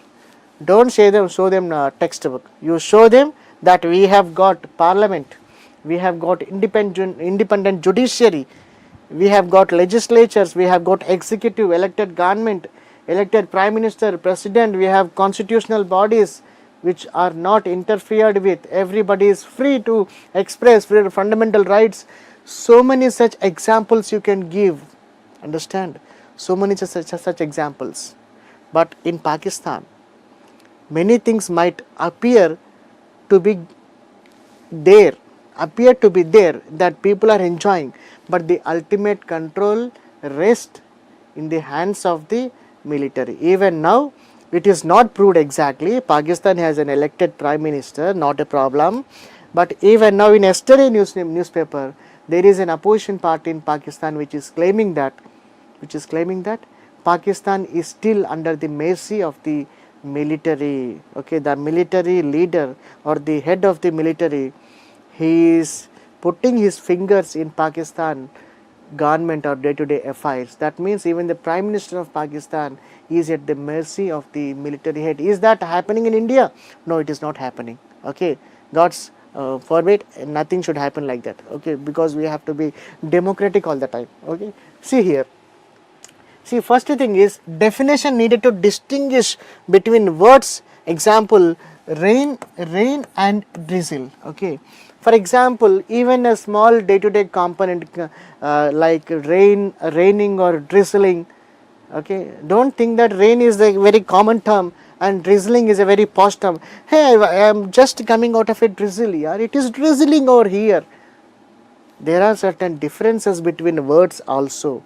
So that is the basic reason behind giving a strong stable definition to any word, and that too word like democracy definitely needs to be defined. Why? Because people will understand in their own way. For example, computer is there. Computer was basically invented to solve complex mathematical calculations. Are you sitting in front of computer and solving all complex mathematical calculations now? No, right? You are playing all video games. But the computer is basically meant for these complex mathematical calculations. But what you are doing? You are using the same computer, same word, same computer instrument for other purposes. Now it has become a luxury item. Each and every house should have a computer like television. Okay. See the interpretations of people. That is the reason we have common words like rain or drizzle. This is all given in the textbook. Okay. I am not speaking from my own language. This is all given in the textbook. See the common day-to-day terms like rain or drizzling have certain differences. That is the reason term like democracy should be definitely defined correctly. No matter how much you define, still you have got complications in that. What are those complications? You will see. Okay, various interpretations of word democracy. Problem started. I said democracy. Now people started interpreting in their own way democracy. You don't interpret. Okay, you write whatever is required for the examination. You also don't put your own poetry into that. Okay. What about Abraham Lincoln definition? You know Abraham Lincoln, right? The basic definition. Democracy is for the people, by the people and of the people, right? Right from your schooling you might be listening. In many movies also you might have come across the same definition Abraham Lincoln said. Okay, what is that? I will also recollect once again. What did he say? He said of the people, for the people,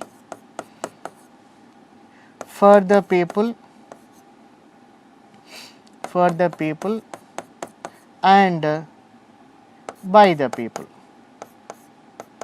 Okay, by the people. We people are very innovative, right? We people are very sarcastic. What happened was, in course of time, of course to some extent that is true, what happened was people started saying Abraham Lincoln's definition is not applicable in day-to-day life, unfortunately. Why? It is not of the people, it is half the people, they are saying. See what kind of rhythmic words they are bringing, right? Rhythmic and yet very meaningful and yet very emotional and touching words. Half the people, here saying only half of the people are getting the benefits of democracy. For the people, no, it is for the people. It is very far. It is not at all coming to the footsteps or doorsteps of each and every house in the society. Okay, by the people, it is by, now they are saying by the people, by, that means they are buying the people and forcing the people to vote for a certain party by just throwing some money, right? You might have also seen in the recent elections so much of money being circulated, okay, or you might have seen in television or in different channels, so and so leader was caught with some crores and crores of rupees on road, cash. Where this cash is going? For distribution. When? During elections. Why? To gain the majority.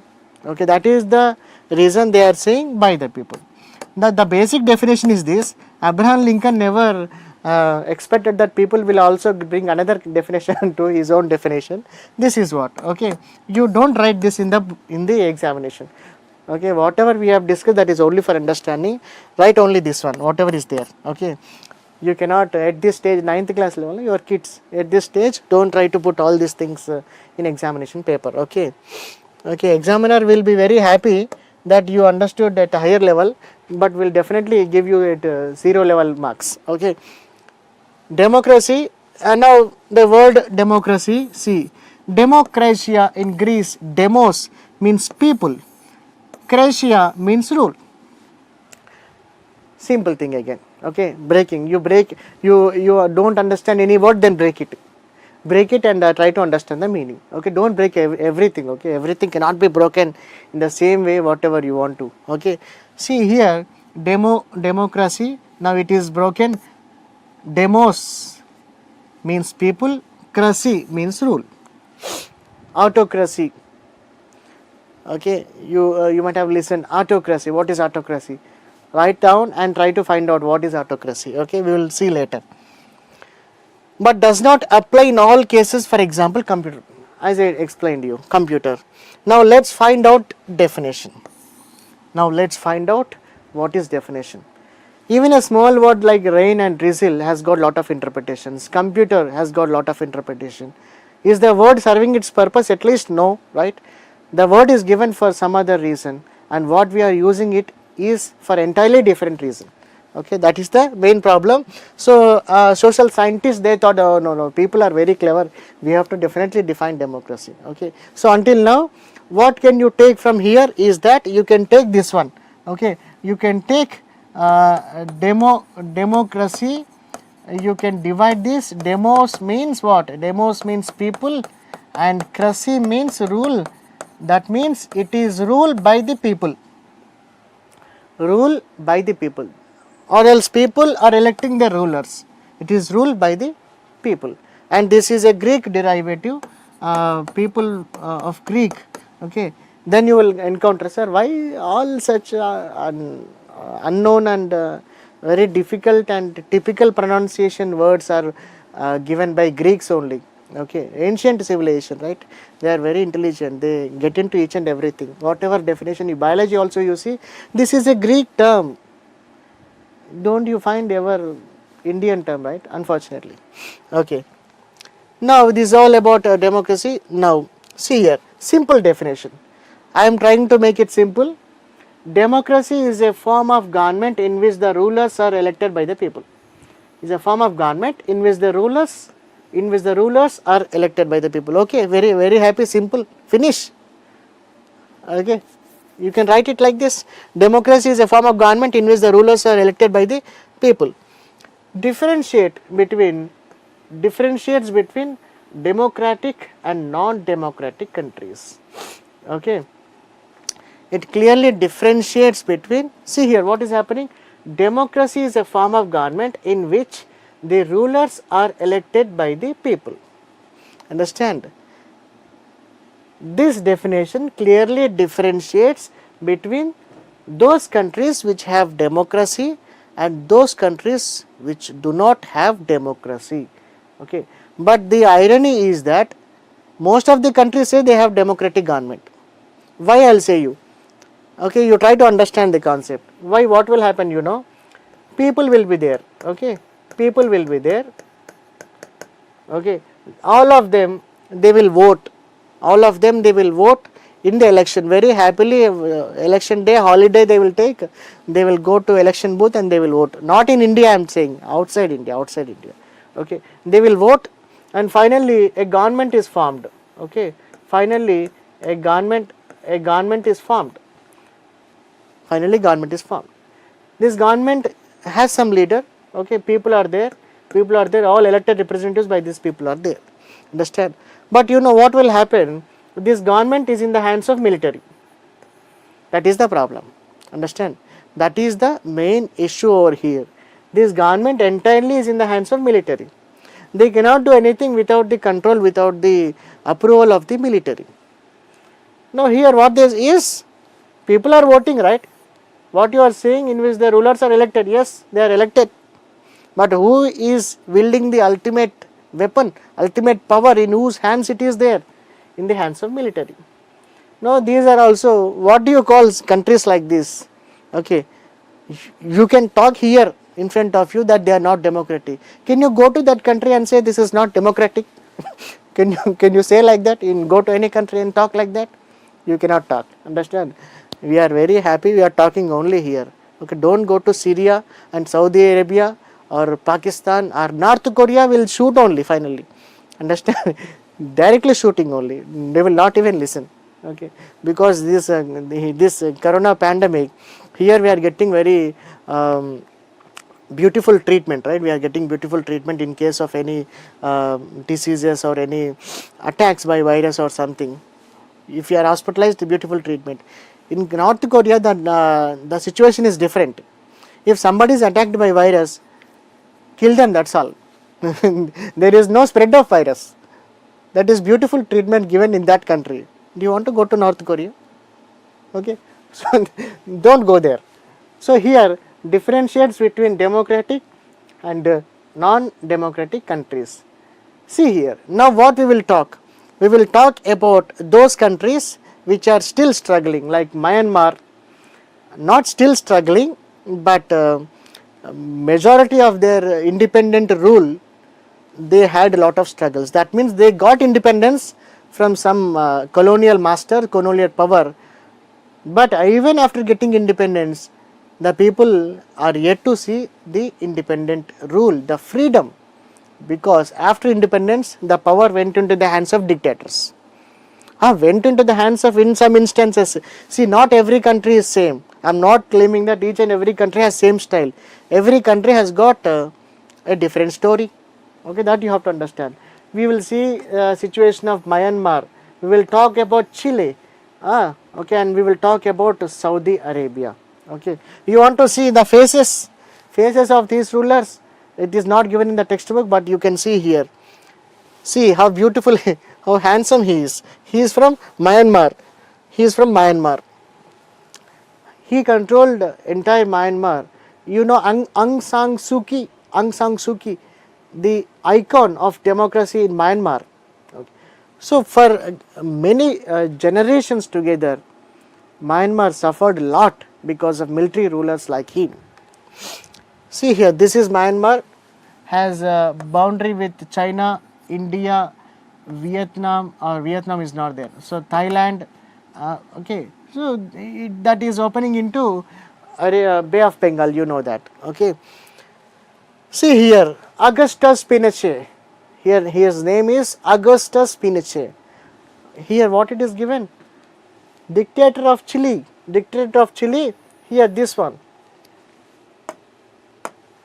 Dictator of Chile called as Pinochet.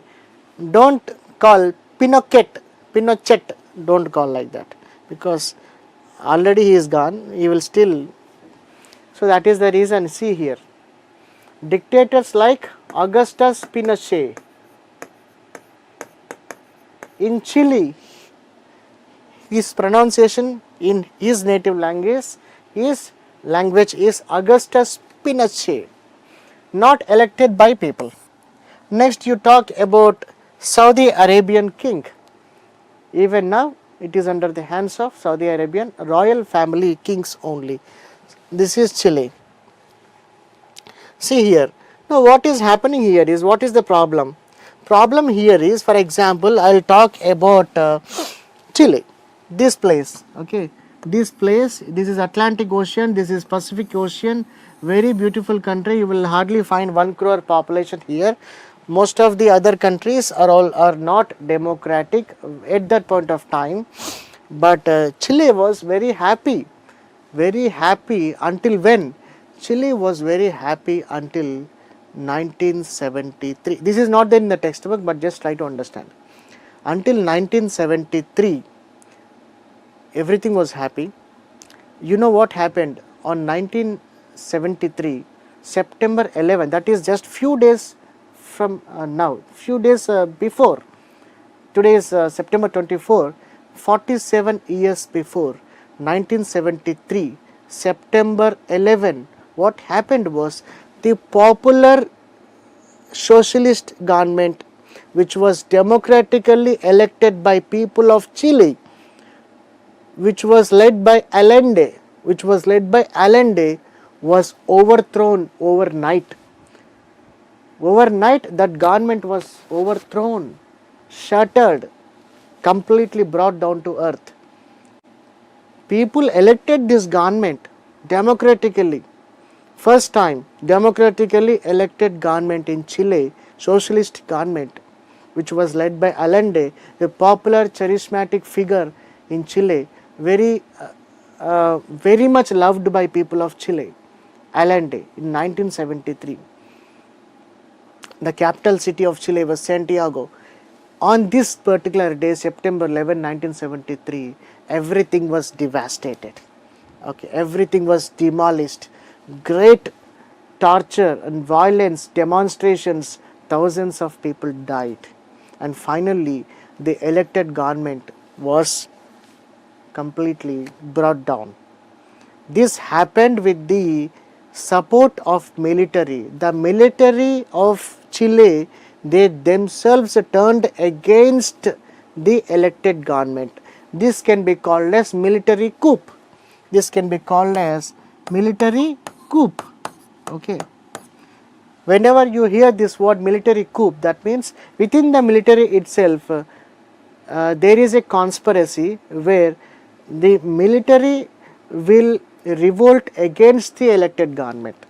You can also say mutiny. Okay, when Pervez Musharraf took over the rule of Pakistan, you know, in the front page of the newspapers, in red lines, headlines, broad capital letters, it was written, Pakistan army mutinied. That means what? Pakistan army overthrew the elected government. Henceforth, General Pervez Musharraf will be the head of Pakistan. The same thing happened in Chile. 47 years before, in 1973, the elected government, which was led by famous charismatic figure called as Allende, he was thrown away and he was sent back home. This was done by the help of military head. Who was the head? Augustus Pinochet. And interestingly, unfortunately, this person got support from United States of America.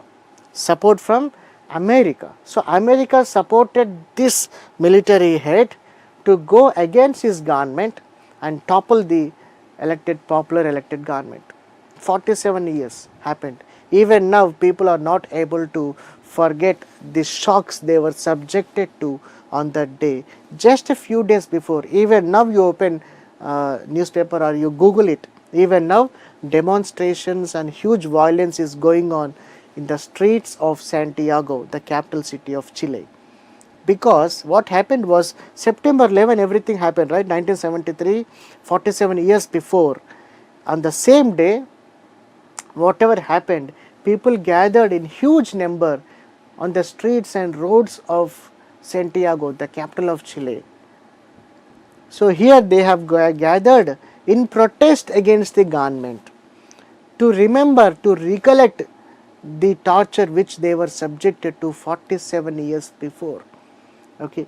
Now the native government, the present government, they do not like this, right? they also subjected to a lot of suppression modes. They suppressed people like anything. Even now demonstrations, even today also, today also demonstrations are going on in Chile. What can you say this? Are they enjoying democracy? They are not enjoying democracy, right?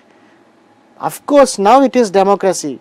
There is an elected government now, but the issue which happened some 47 years before is still reverberating, hitting the minds of people.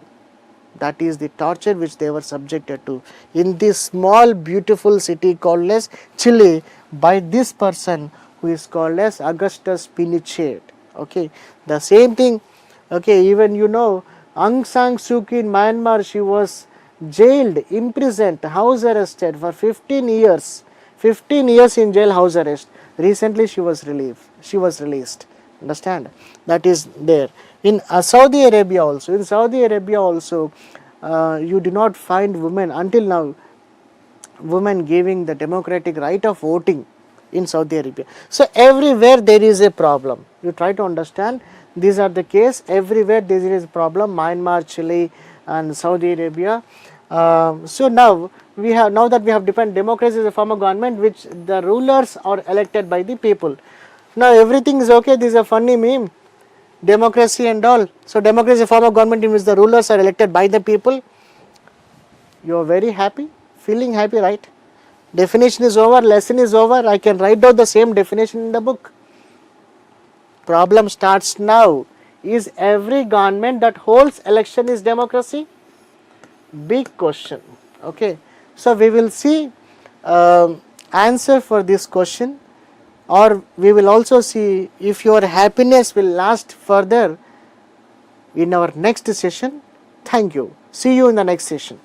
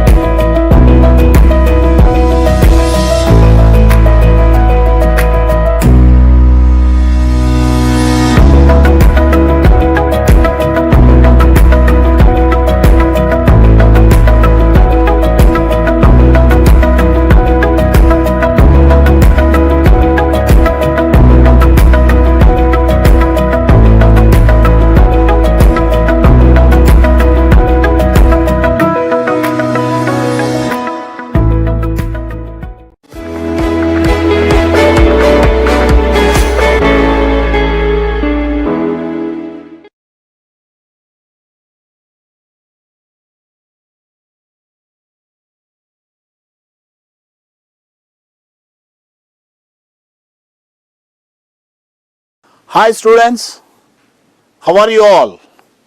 Greetings for the day. Welcome to Classroom TV.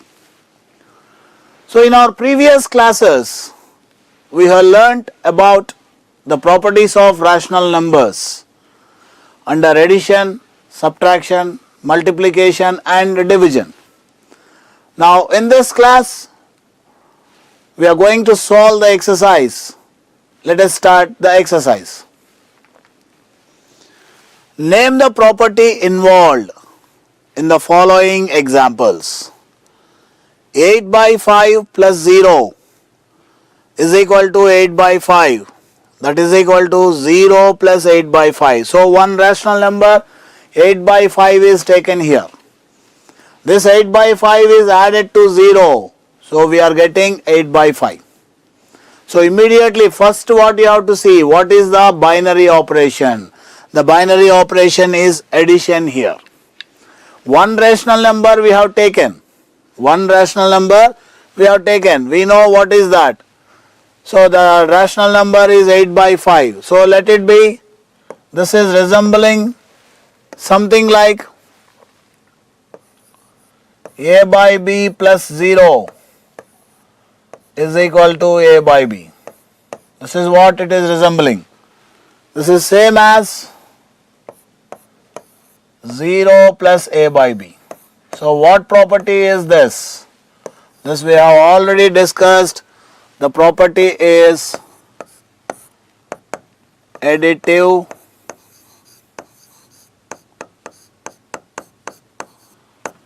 identity. What is the property involved in this? The property involved in this is additive identity. We have taken a rational number, adding to 0, we are getting the same rational number. So we know that 0 is called the additive identity. Now let's move to the next. 2 into 3 by 5 plus 1 by 2 is equal to 2 into 3 by 5 plus 2 into 1 by 2. So if you can see carefully what you are observing here, A into B plus C is same as A into B plus A into C. A into B plus C is same as A into B plus A into C. What is this property?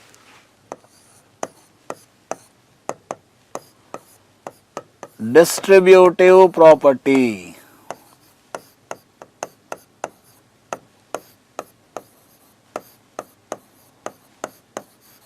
Of multiplication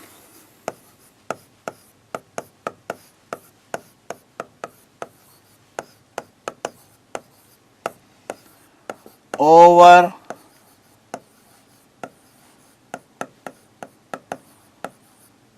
addition. Distributive property of multiplication over addition. If suppose instead of plus here some minus is given, then we will write distributive property of multiplication over subtraction. Now let us see the next question.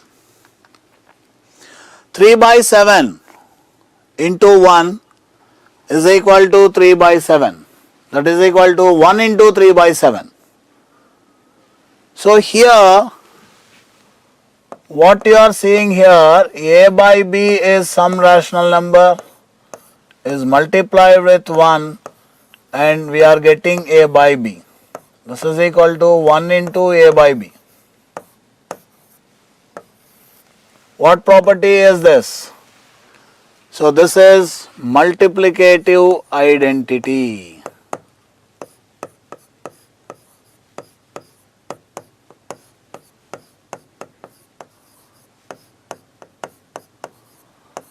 Multiplicative identity. You have taken a rational number, is multiplied with 1, you are getting the same rational number. Multiplicative identity. We already learned one is called the multiplicative identity of rational number under multiplication. Now let us see the next. Minus 2 by 5 into 1, same property, that is equal to minus 2 by 5, that is equal to 1 into minus 2 by 5. That means the negative number is given here. Negative rational number is given here. So what is the answer? The same answer, multiplicative identity.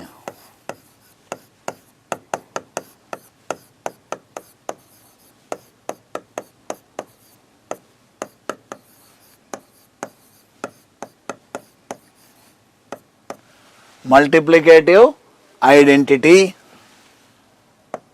same, minus A by B, we are taking a negative rational number, this is same as 1 into minus A by B.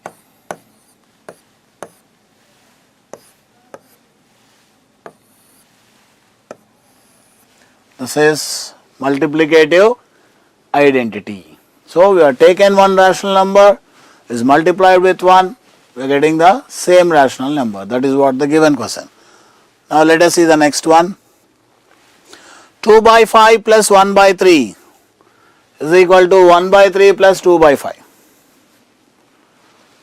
When you are adding rational numbers, when two rational numbers are added, the order does not matter. So where we learn this? This is commutative property under addition.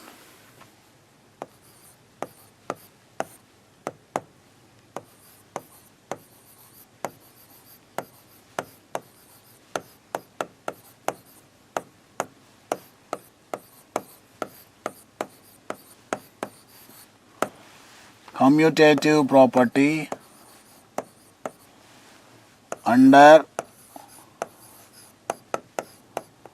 addition. So A by B plus C by D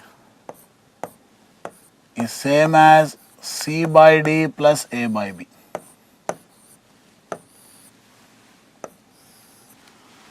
A by B plus C by D is same as C by D plus A by B.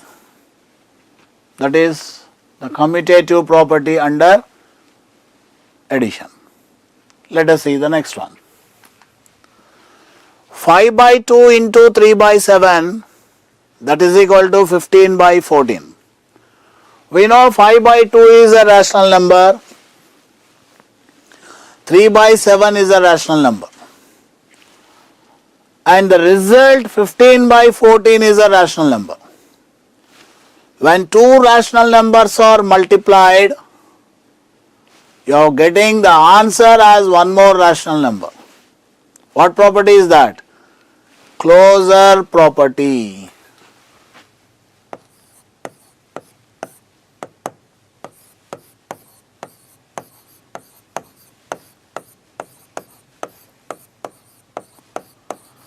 Closure property under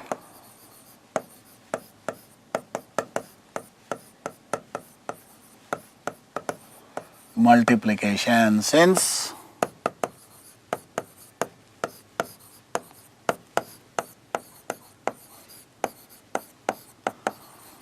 the product of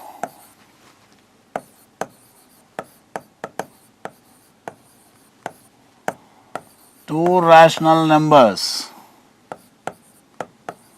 is a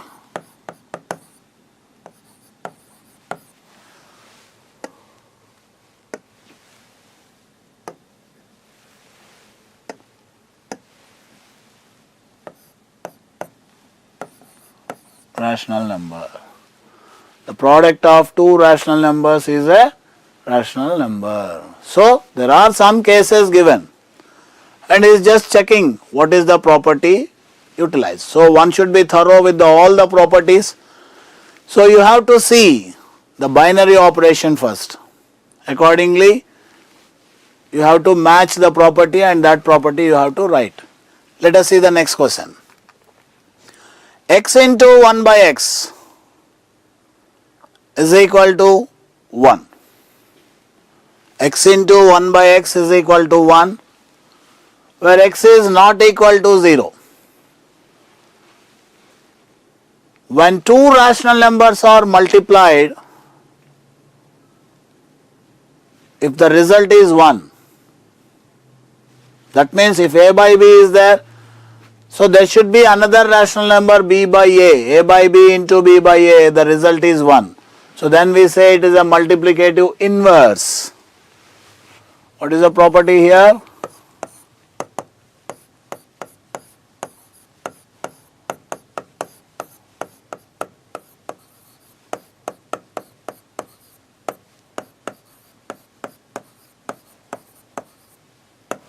Since a by b into b by a is equal to 1. What is the reciprocal of x? X can be written as x by 1. The reciprocal of x by 1 will be 1 by x. So x into 1 by x, that will be 1. Let's see the next one. 2 into x plus 2 into 6. So here there are two binary operations. You are seeing into as well as plus. You are seeing into as well as plus. When both are there, that is possible only with one law. What is that? Distributive law. What law is that? Distributive law.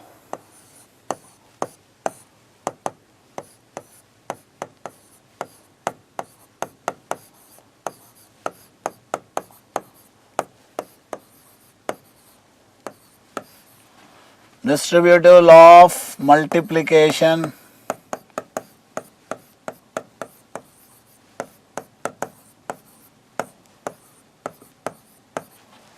over addition. The distributive law of multiplication over addition. That means, since, what is the rule we will explain now? A into B plus, do one thing, take the rational numbers only.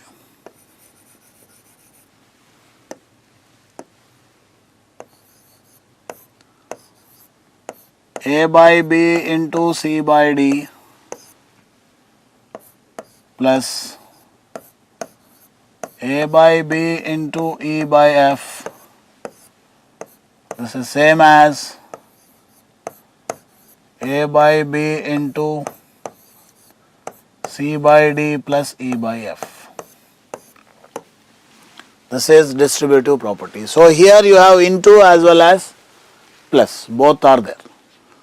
Now let us see the next. Write the additive and multiplicative inverse of the following. See, writing additive inverse is so easy, just change the sign. Multiplicative inverse is you just reciprocate. Let us see now. First one is given as minus 3 by 5. Minus 3 by 5. So first we will write the additive inverse.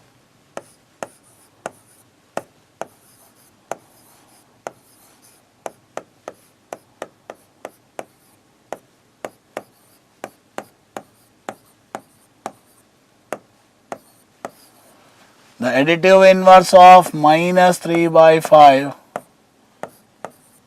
will be 3 by 5. Just change the sign. If plus is there, you write minus. If minus is there, you write plus. Then the multiplicative inverse.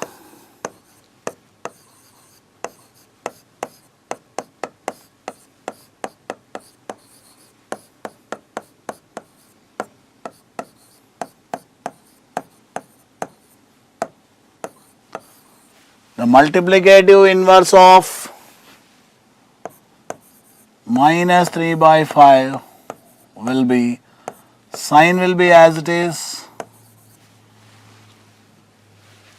You have to reciprocate the fraction. 3 by 5 will become 5 by 3. Let us see the next one. 1.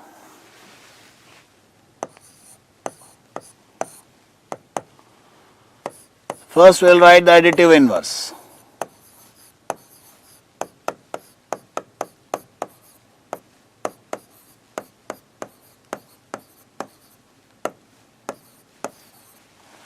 The additive inverse of 1 is minus 1. Just change the sign. Now what will be the multiplicative inverse?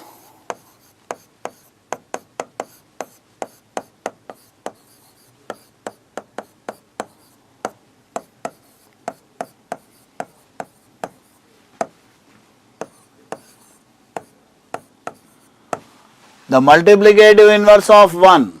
1 is already 1 by 1. So just reciprocate it is again 1 by 1 is same as 1. Multiplicative inverse means what? You have to write the interchange the places of numerator and denominator. Here it is 1, 1 by 1. So change it 1 by 1 is 1 again. Next, 0. This is interesting. So the additive inverse will be 0 only, because there will be no plus 0 or minus 0. So the additive inverse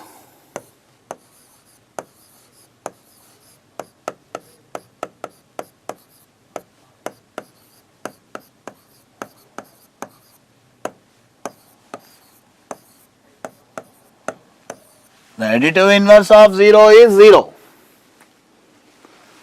Here the interesting factor to tell you about multiplicative inverse of 0. Actually, what is multiplicative inverse?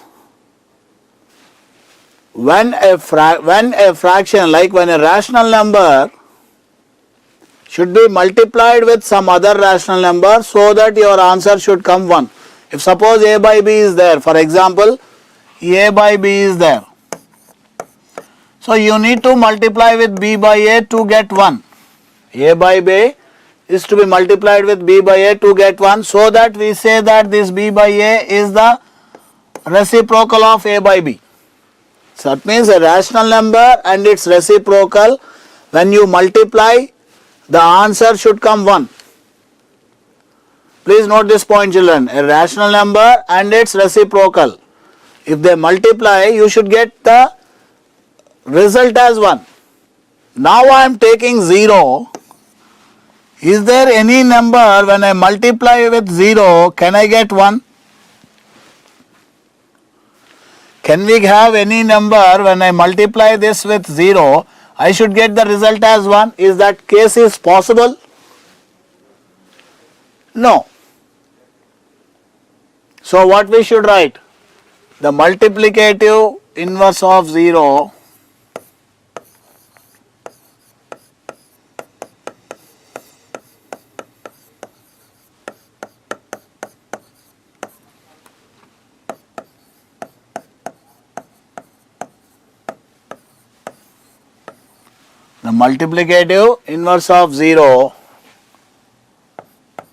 is not defined. That in the sense what you can say, cannot be determined. You cannot be determine it. Do you understand? Yes.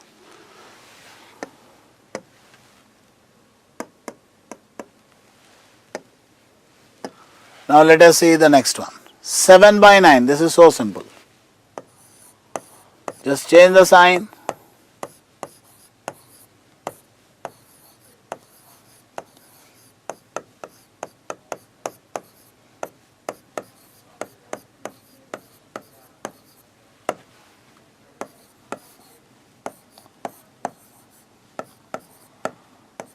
The additive inverse will be minus 7 by 9.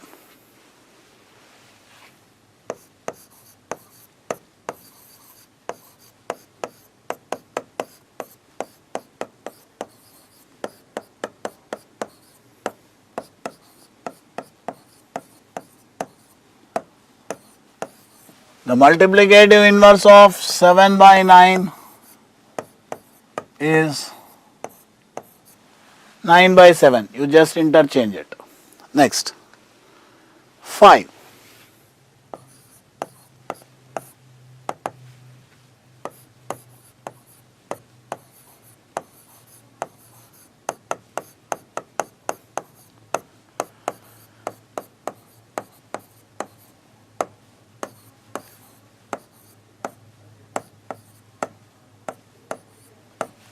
The additive inverse of 5 is minus 5. Just change the sign.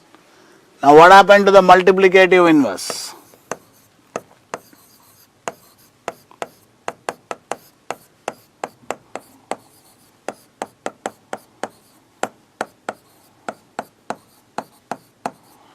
Now what will be the multiplicative inverse of 5? 5 is nothing but 5 by 1. 5 is nothing but 5 by 1, so just write the reciprocal. 5 will be 1 by 5. Next, fill in the blanks. You have to fill the blanks. So what is given to us? See the problem carefully, children. minus 1 by 17 is given. So this minus 1 by 17 is here. This minus 1 by 17 is here. Minus 12 by 5 is there. So here the blank is given. So what should come in the blank? So minus 1 by 17 plus in that blank you should get minus 12 by 5. In that blank you should get minus 12 by 5. This is equal to minus 12 by 5 plus minus 1 by 17. What is this property, children? Commutative property on addition. Is it clear? See the next one. Minus 2 by 3. So for this minus 2 by 3, there should be something should be added so that your answer is again minus 2 by 3. So what is that something? The something is 0. Minus 2 by 3 plus 0 will be minus 2 by 3. So what is this property called? Additive identity. What property is this? Additive identity. Let us see the next. 1 into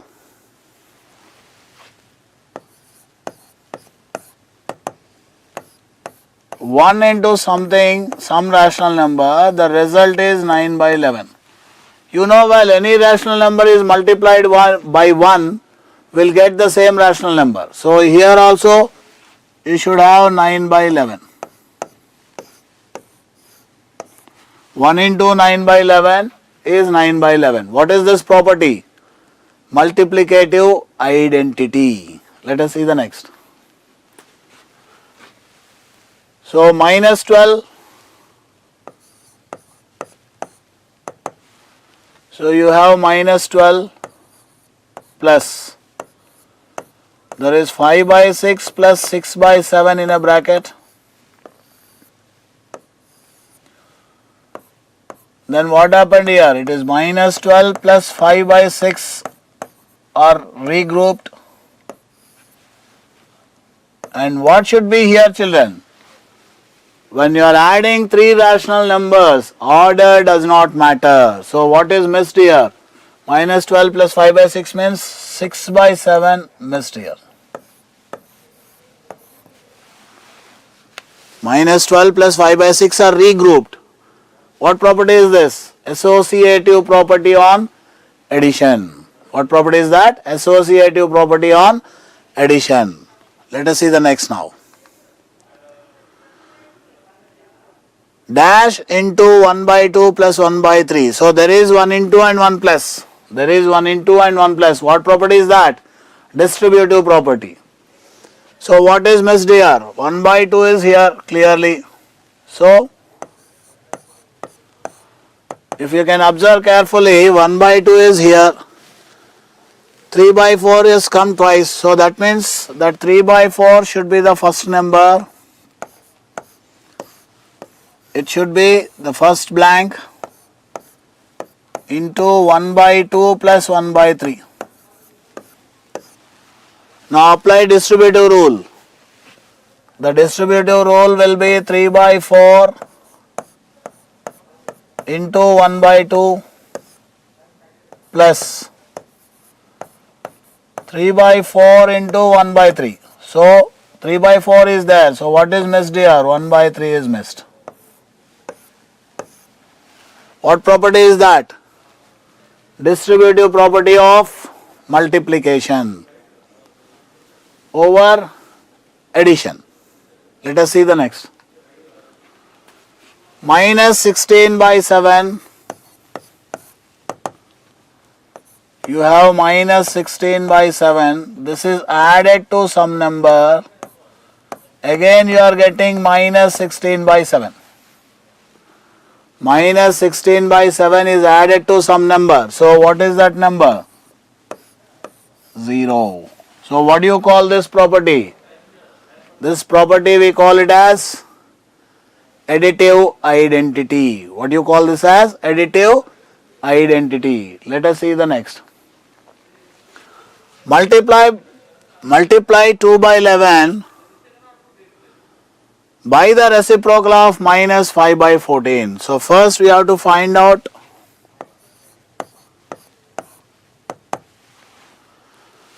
the reciprocal of minus 5 by 14.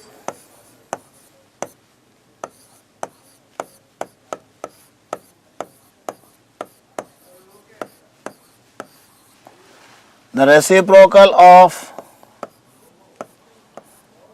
minus 5 by 14 will be, minus will be as it is 14 by 5. The reciprocal of A by B will be B by A. So now what is saying here? Now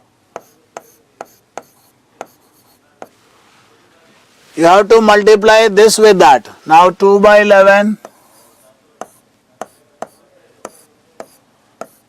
into minus 14 by 5.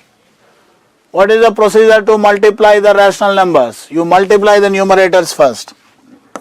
The numerators are 2 into minus 14.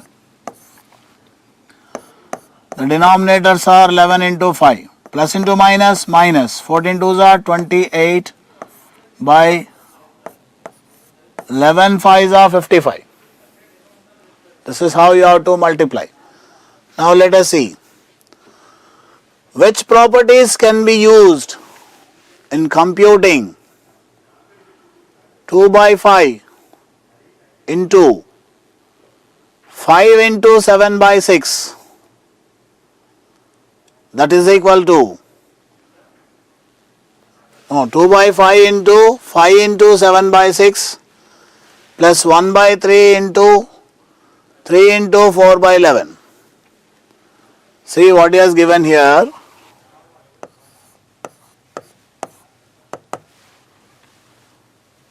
Two by 5 into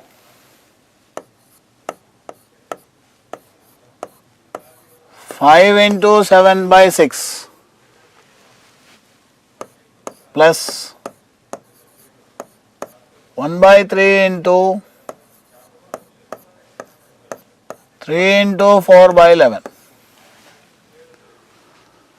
So now if you can understand here, first we'll multiply these two, for example. First we'll multiply the brackets.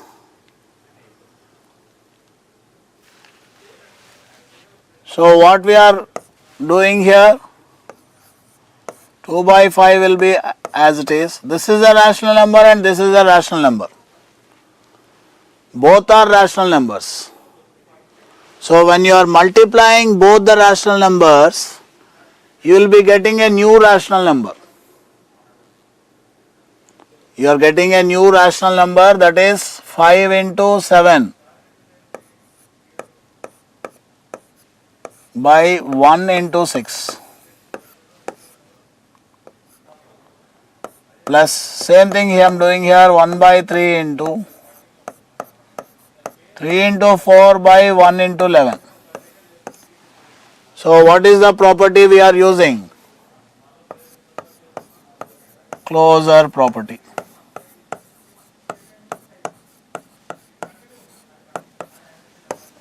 Closure property.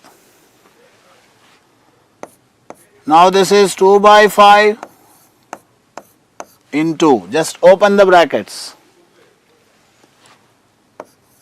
5 into 7 by 1 into 6 plus 1 by 3 into 3 into 4 by 1 into 11. No matter the order of brackets. What may be the order of brackets? There is no matter. So multiplication. So what property is this? Associative property.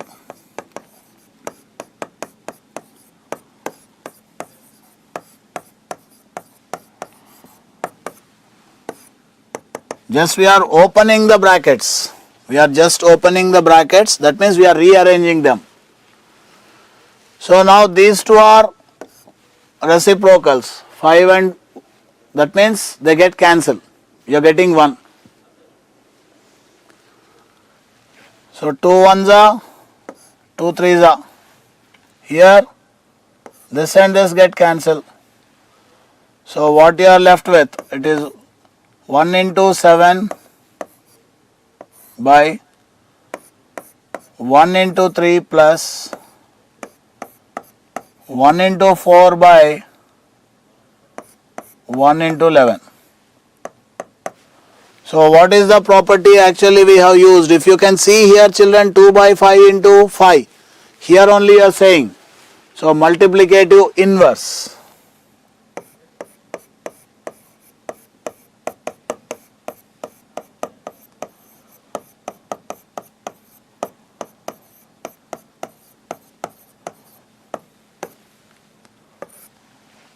Multiplicative inverse. So this is 7 by 3 plus 4 by 11. Actually all these properties you can write even down. What are the properties you have used? So now it is 33 is the LCM. 3 goes 11 times. 11 into 7, 77 plus 11 goes 3 times. 3 twos are 12. So when you are adding two rational numbers, you are getting one more rational number. 77 plus 12, 89 by 33. So what is the property you have used?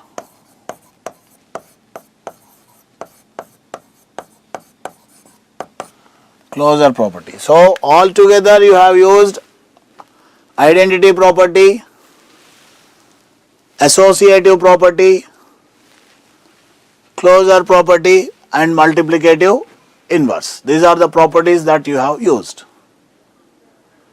Let us see the next one. Verify the following.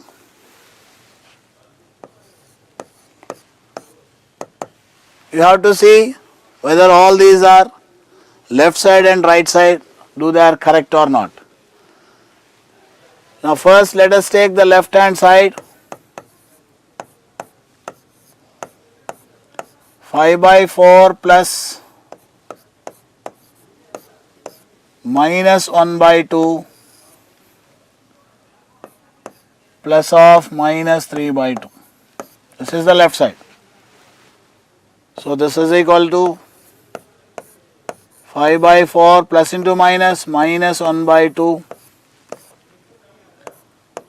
minus 3 by 2. So the LCM of 4 and 2 is 4. So 5 will come here, 2 2s are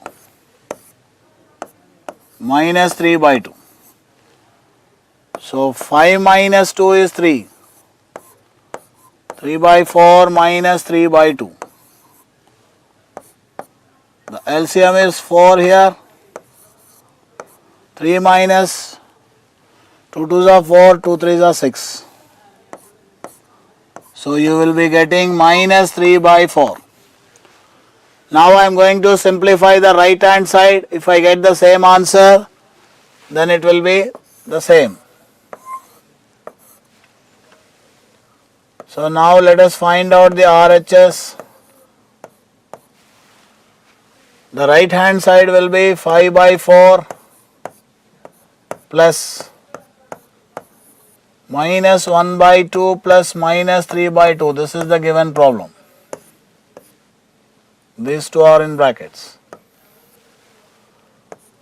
So this will be 5 by 4 plus. So now both of them have the same denominator. So minus 1 minus 3 will come here. This will be 5 by 4 plus minus 4 by 2. 2 ones are 2 twos are get cancelled. So this is 5 by 4 plus into minus, minus 2. Now the LCM is 4 here. 5 minus 4 twos are 8. that will be minus 3 by 4. This is minus 3 by 4 and here also this is minus 3 by 4. So therefore LHS is equal to RHS. He is asking us to verify, so hence verified.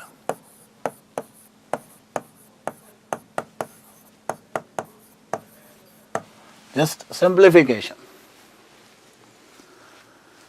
Change of brackets. What is this property? The change of brackets. What property is this? Associative property on addition. Now let us see the next one. Evaluate 3 by 5 plus 7 by 3 plus of minus 2 by 5 plus of minus 2 by 3 after rearrangement. What do you mean by rearrangement? Is there anything you can take common here from these two and the other two? No, all four of them are different rational numbers. So what do? Better you arrange the rational numbers which have the same denominators at one place. So 3 by 5 we can write plus minus 2 by 5. These two have the same denominators. Now plus 7 by 3 plus of minus 2 by 3.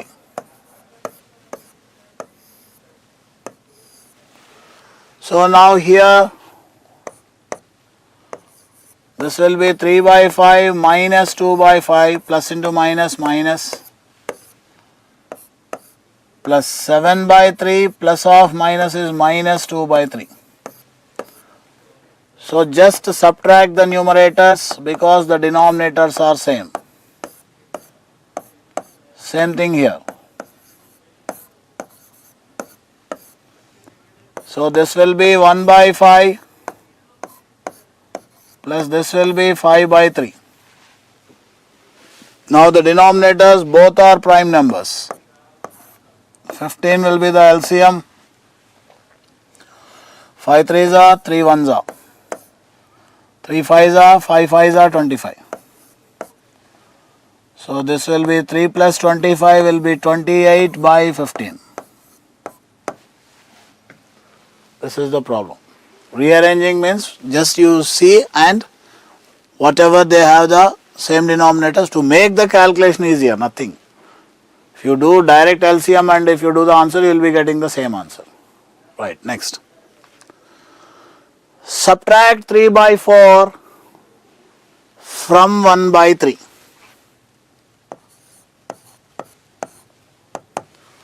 So what he is asking, you have to subtract 3 by 4 from 1 by 3. That means it is, if you express, this will be 1 by 3 minus 3 by 4. So now the LCM of 3 and 4, it will be 12. 3 goes 4 times, 4 1s are 4. 4 goes 3 times, 3 3s are 9. 4 minus 9 is minus 5 by 12. You will go wrong, children, if you write 3 by 4 minus 1 by 3. So you have to understand what he is asking. You have to subtract 3 by 4 from 1 by 3. Is it clear? Next. Minus 32 by 13 from 2. From 2 you have to subtract. So the 2 should come first. Minus of 32 by 13. So as both negatives are there, you have to keep the brackets. So now this will be minus into minus is plus 32 by 13.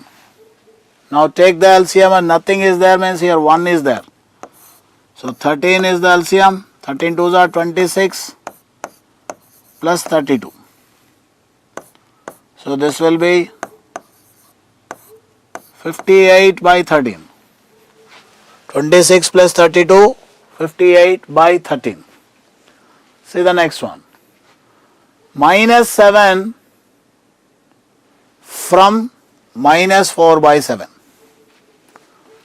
You have to subtract minus 7 from minus 4 by 7. So it will be minus 4 by 7 minus of minus 7. Minus 4 by 7 minus of minus 7. So this is minus 4 by 7. Minus into minus, it is plus. So here nothing is there means 1 is there. The LCM is 7. Minus 7 plus 7 sevens are 49. Minus 4 plus 49 will be 45 by 7. Improper fraction. Now let us see the next one. What number should be added to minus 5 by 8 so as to get minus 3 by 2? So you have to add some number to minus 5 by 8 so that your result should come minus 3 by 2. We do not know what is the number to be added. So let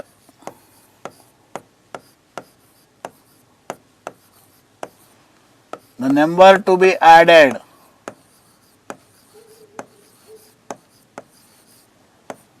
is equal to x. As we do not know, let it be x. So now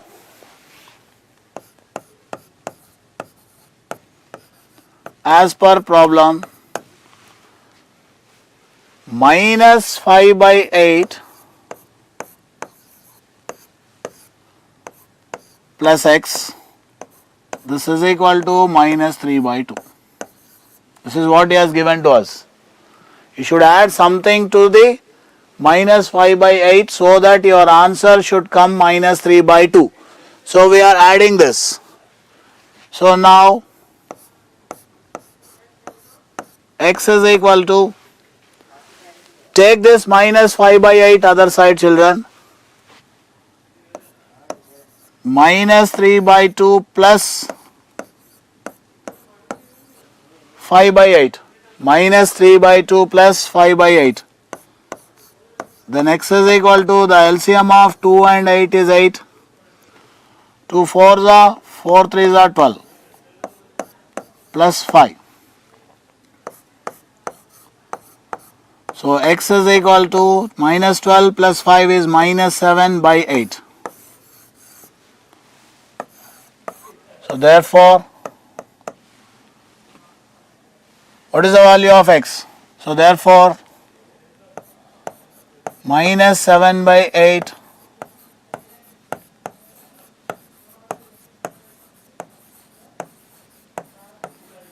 should be added to minus 5 by 8 to get minus 3 by 2. So children, you practice these questions. That's all for this class. See you in my next class. God bless you all. Stay tuned.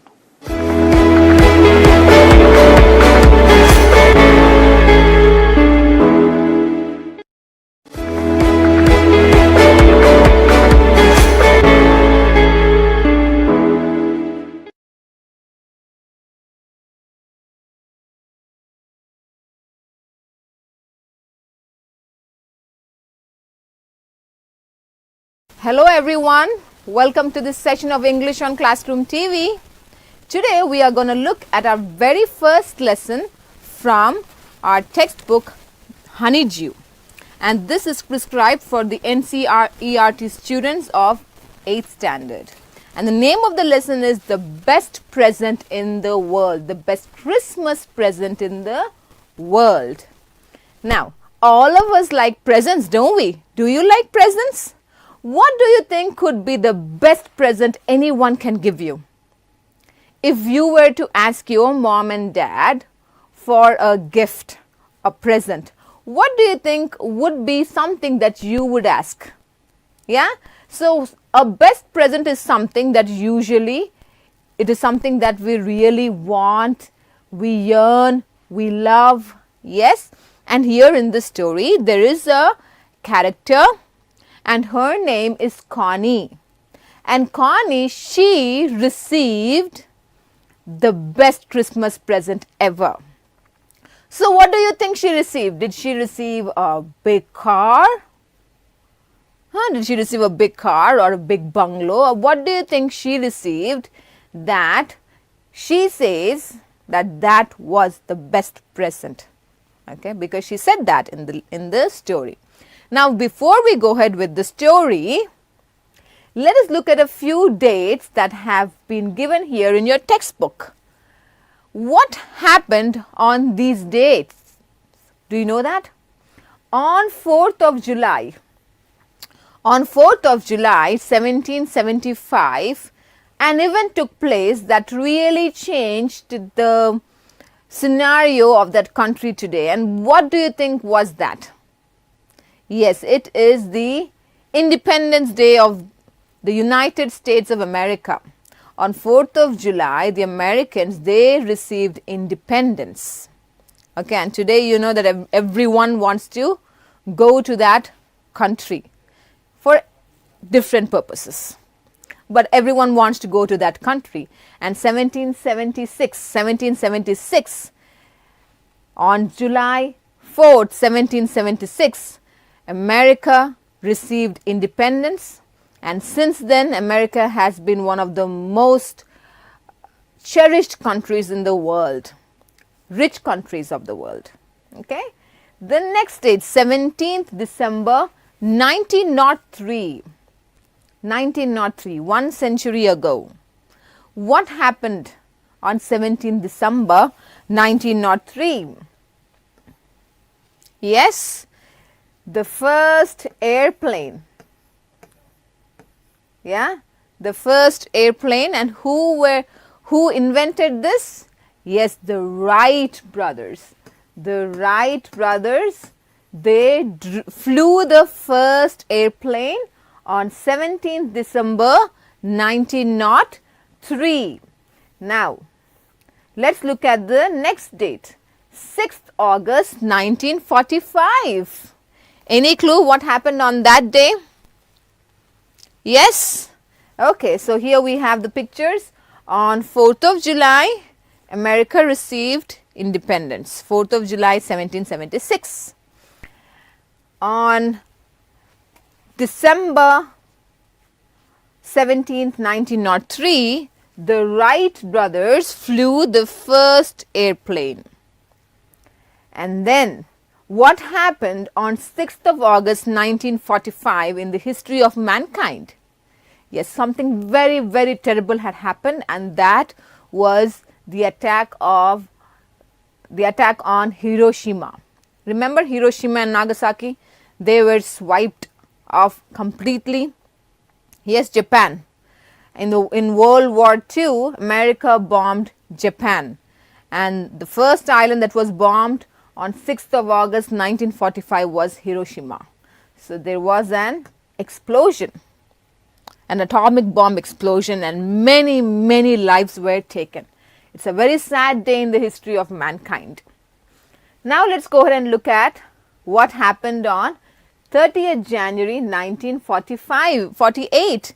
We are very much acquainted to this date. It's a holiday too in India. Yes, January 30th, 1948, we remember the father of our nation, Mahatma Gandhi ji.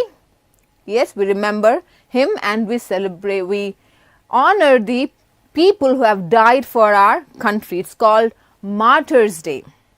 It's called the Martyrs' Day. Gandhi ji also died for the country, and there were many people who are still dying for the country, soldiers.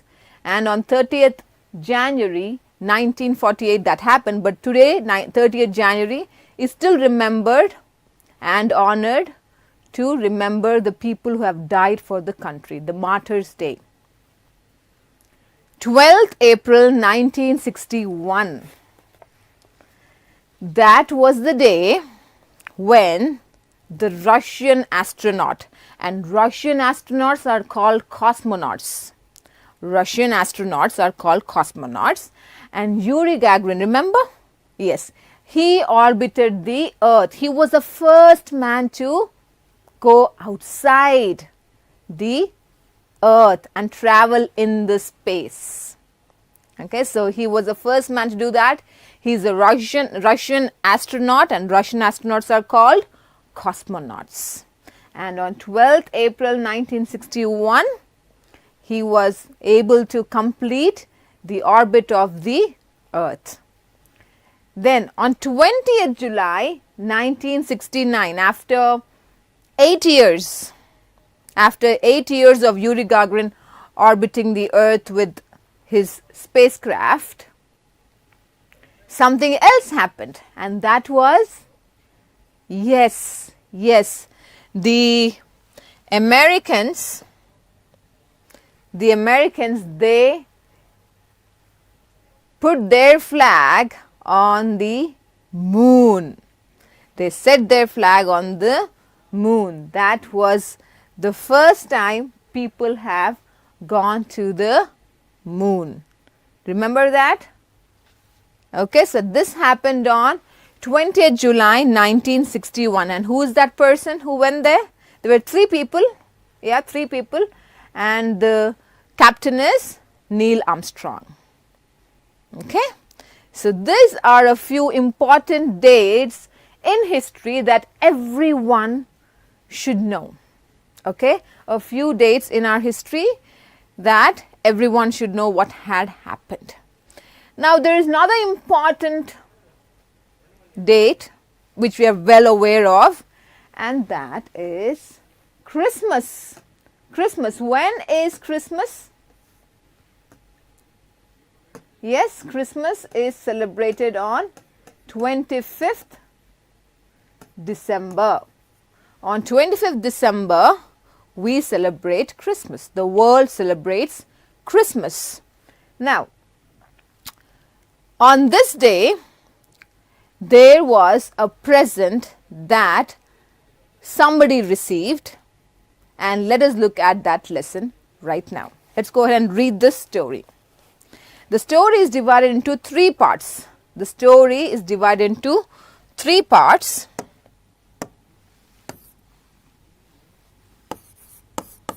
So let us look at the first part right now.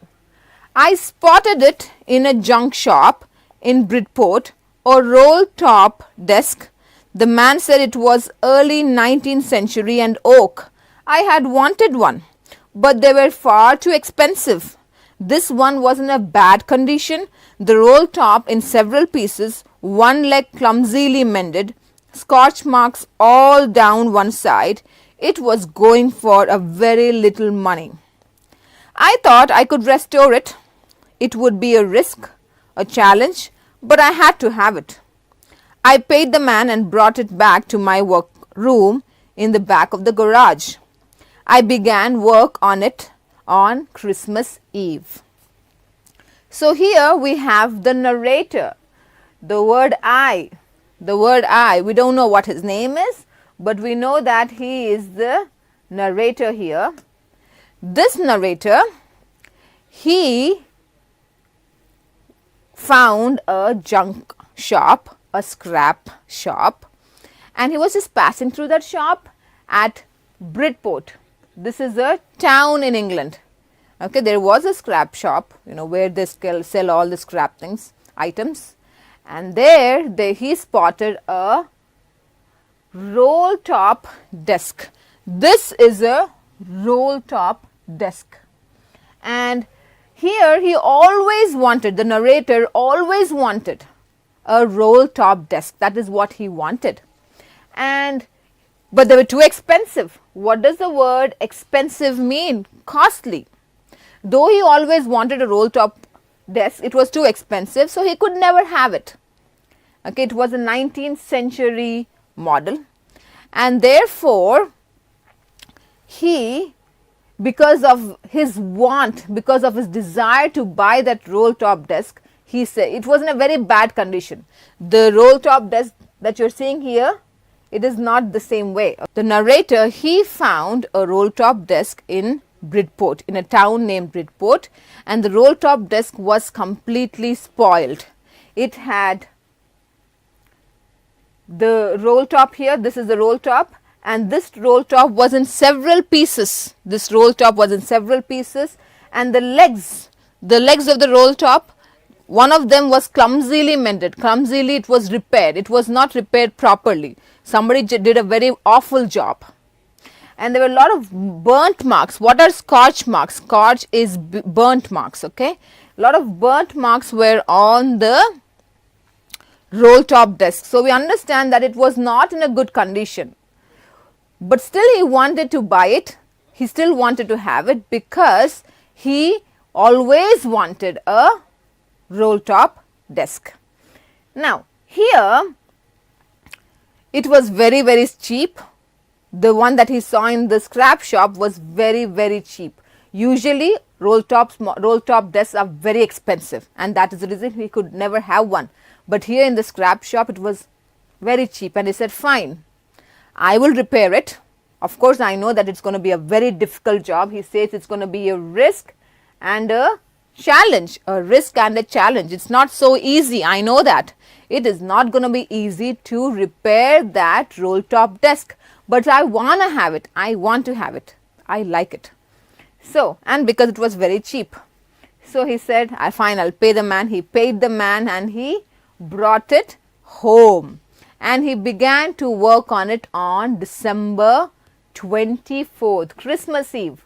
What is Christmas Eve? The evening before Christmas Day. The evening before Christmas Day is called the Christmas Eve.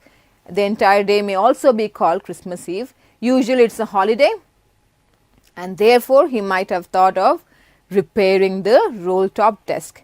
He put that in the garage and he started working on it. I removed the roll top completely and pulled out the drawers. The veneer had lifted almost everywhere. It looked like water damage to me. Both fire and water had clearly taken their toll on this desk. The last drawer was stuck fast. I tried all I could to ease it out gently.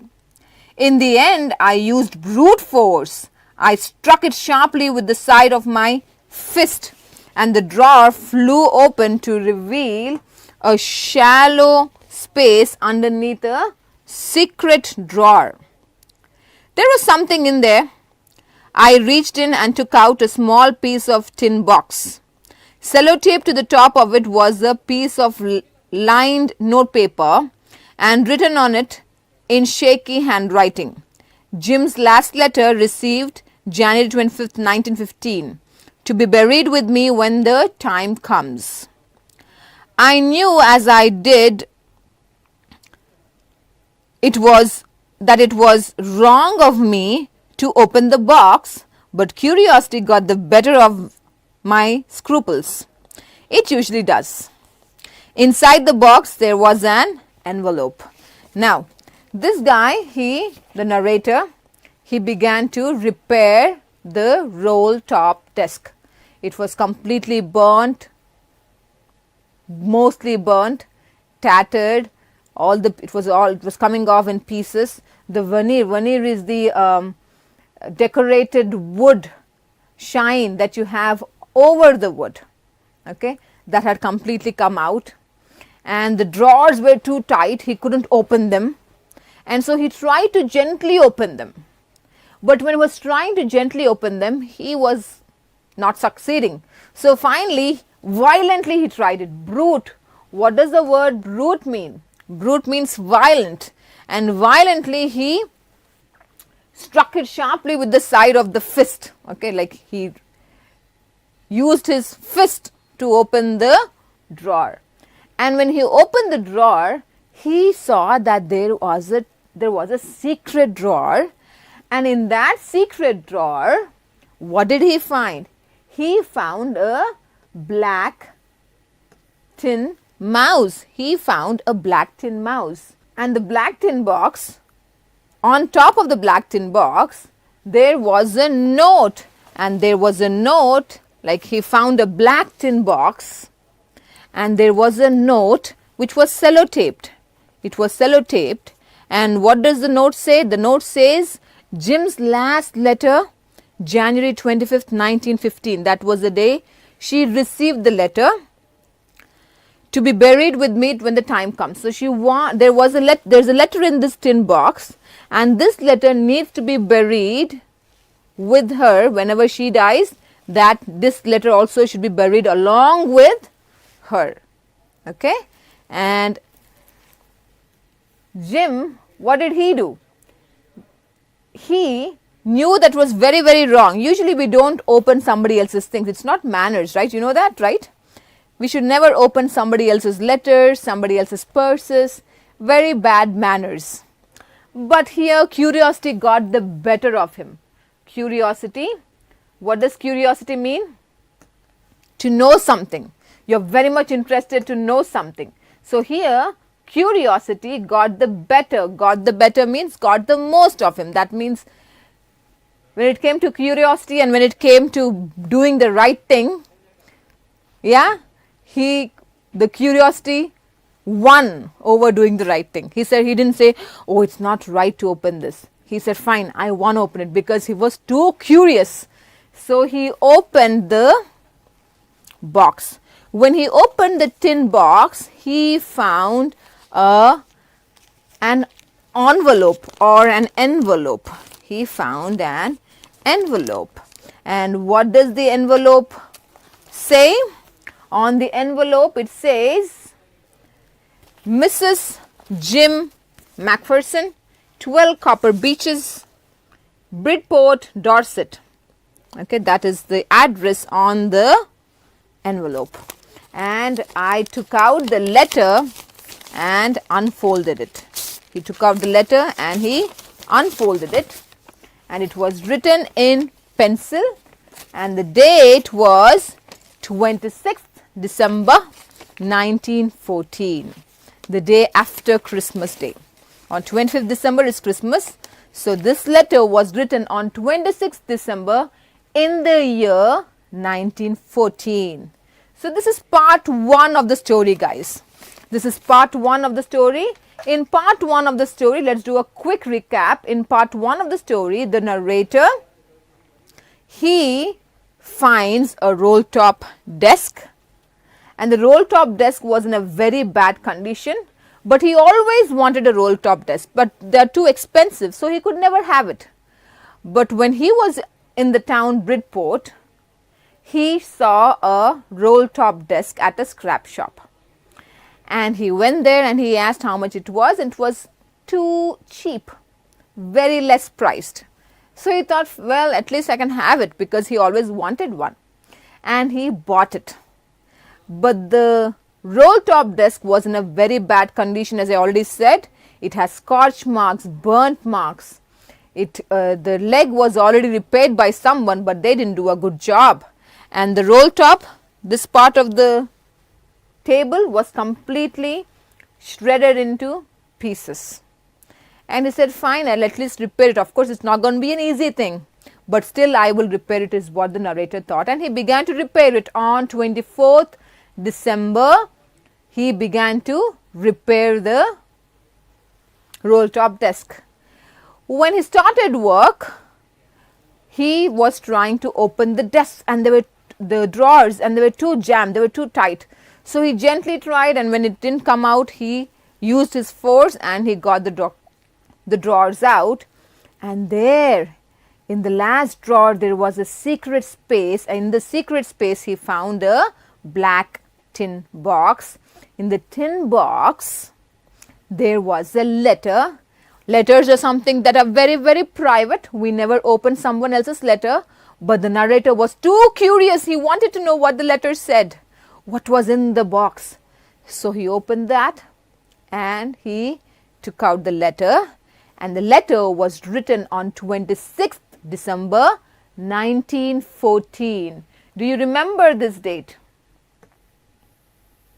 What do you think happened on 26th December 1914?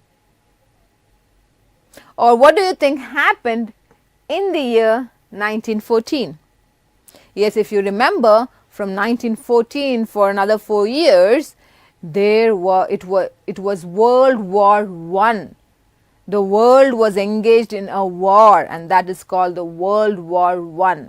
And during those days, this letter was written. And the letter also contained a note on top of the tin box that said that the letter should be buried with the person when she or he dies. Okay, we still don't know who it is written to, but it just says Mrs. Jim Macpherson, so it's a lady, so the letter should be buried with her whenever she dies. So this is what we come to know, part 1 of the story. Now let's look at the part 2 of the story. Let's read the letter. Dearest Connie, I write to you in a much happier frame of mind because something wonderful has just happened that I must tell you about at once. We were all standing in our trenches yesterday morning, Christmas morning. It was crisp and quiet all about, as beautiful as it had ever been, and as frosty and cold as a Christmas morning should be. So here we know that the letter is addressed to a lady named envelope. What does it say? Mrs. Jim Macpherson. Mrs. Jim Macpherson. So I guess that is the official name. I mean, Jim Macpherson is the person who wrote that letter, and his wife's name is Connie, and formally we address someone by people's husband's name by adding the word Mrs. That is how the English countries, the American, the West, that is how the West call their wives. Okay, so the wives of any person are always addressed by the man's name, but the word Mrs. is used. Okay, that is the reason the envelope says Mrs. Jim Macpherson, but in the letter, Jim Macpherson, Mr. Jim Macpherson, he addresses her as Connie. That means Connie is her name. So, dearest Connie, and he says that now I am very, very happy. I am writing this letter in a very happy state of mind because something wonderful has happened. While we were standing in our trenches. What are trenches? Trenches are the dugout holes. There are holes dug out so that soldiers can stay in the trenches and shoot. Okay, when they see the army approaching, they can hide in the trenches and they can shoot. So they were all standing in their trenches yesterday morning. When was the letter written, guys? The letter was written on 26th December, and that happened yesterday is what he's saying. Yesterday means 25th. So on 25th December, while the men were standing in their trenches, it was crisp. What does the word crisp mean? Crisp means cold.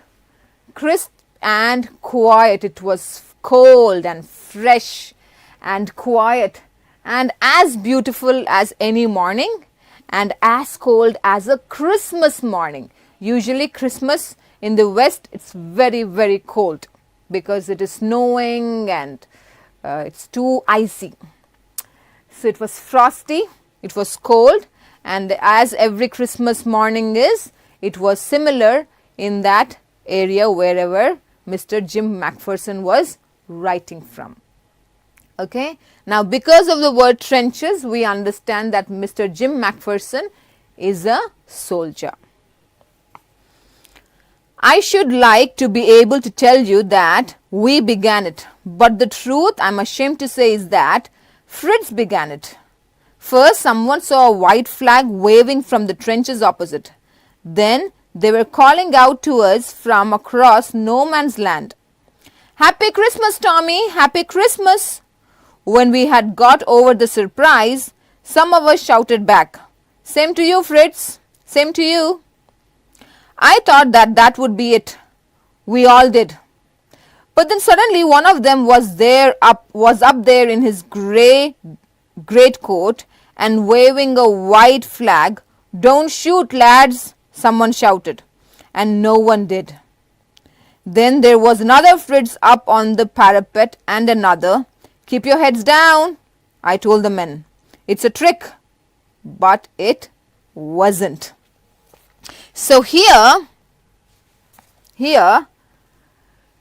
says that I really wish Mr. Jim McPherson, the one who has written the story, the one who has written the letter,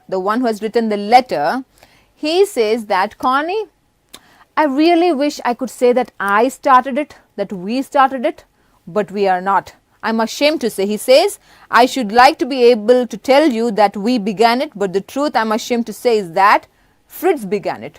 Who is Fritz over here?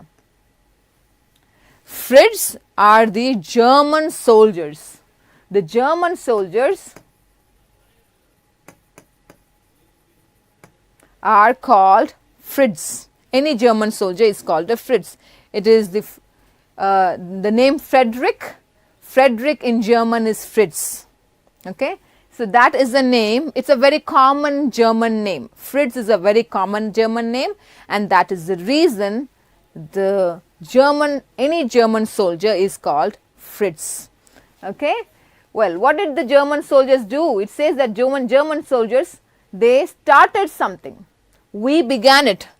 They began it. He says that I really wish I could say that I began it, but then we didn't begin it. Somebody else did that. And who is that somebody else? Fritz. And who is Fritz? German soldiers. German soldiers started it. And what did they start? They said, then they were calling out, they said, "Happy Christmas, Tommy." Who is Tommy here? Tommy. Tommy is a very common English name.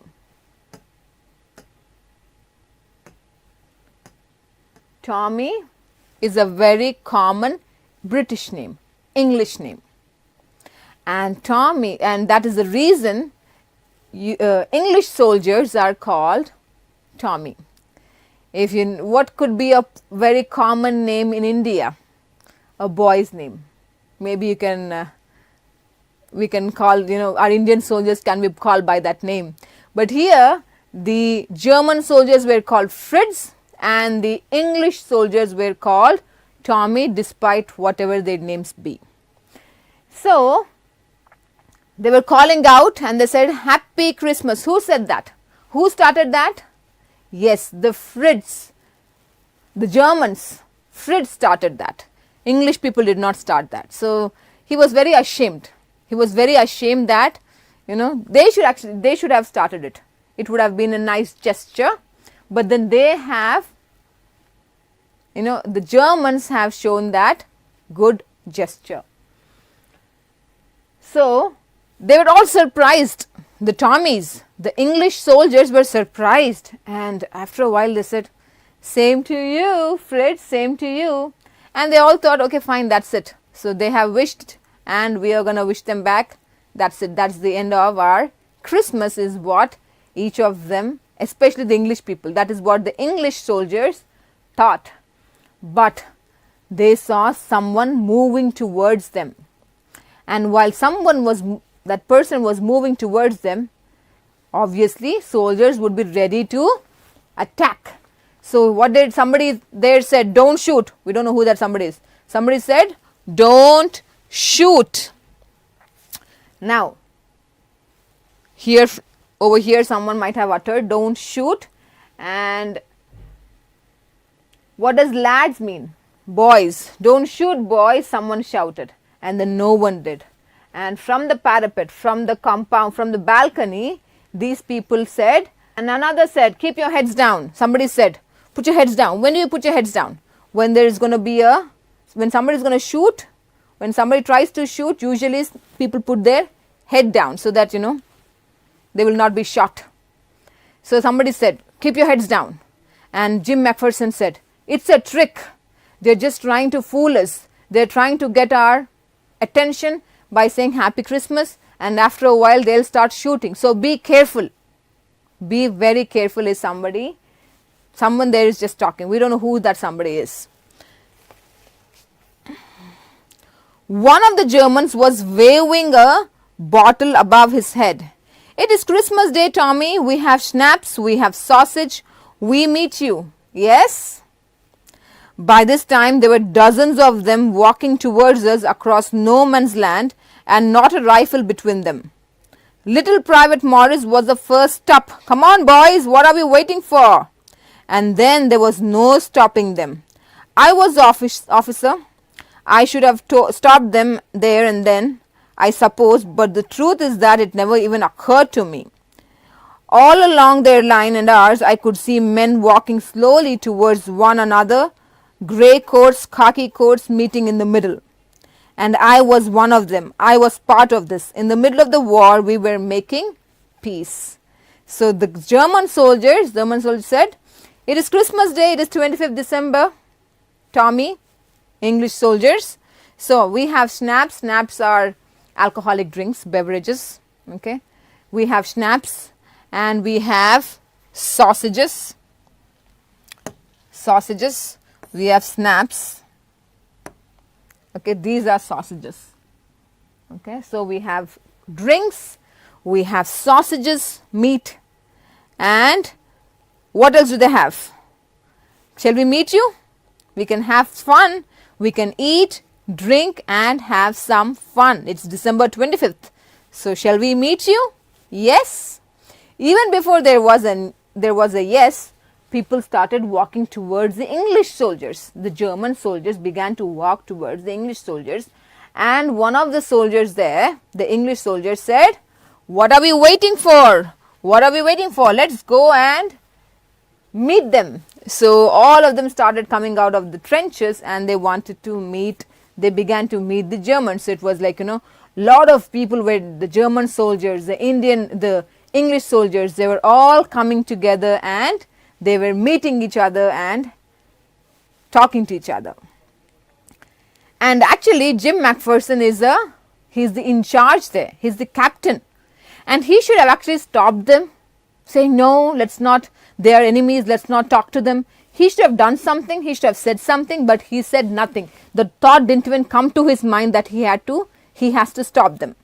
So they all went and they were trying to make peace in the middle of a war. It was World War I time, and during that time the German soldiers and the English soldiers, they were having a time of relaxation, a time of peace. Okay, if you know Christmas, what is Christmas all about? What is the spirit of Christmas? Christmas is all about peace and goodwill, peace and doing good. And here in the middle of a war, the German soldiers, they displayed goodwill. They did what was morally right. Okay, they began it first. Of course the Tommies followed it, but then they began it first. So it was as Christmas spirit suggests peace and goodwill, here in the time of war, these English people, the Tommies and the German soldiers, the Freds, they were having a time of peace and quiet. You cannot imagine, dearest Connie, my feelings as I looked into the eyes of the Fritz officer who approached me hand stretched. Hans Wolf, he said, gripping my hand warmly and holding it. I am from Dusseldorf. I play the cello in the orchestra. Happy Christmas. Captain Jim McPherson, I replied, and a happy Christmas to you. I am a school teacher from Dorset in the west of England. So here both the captains, they introduced themselves, both the in charges.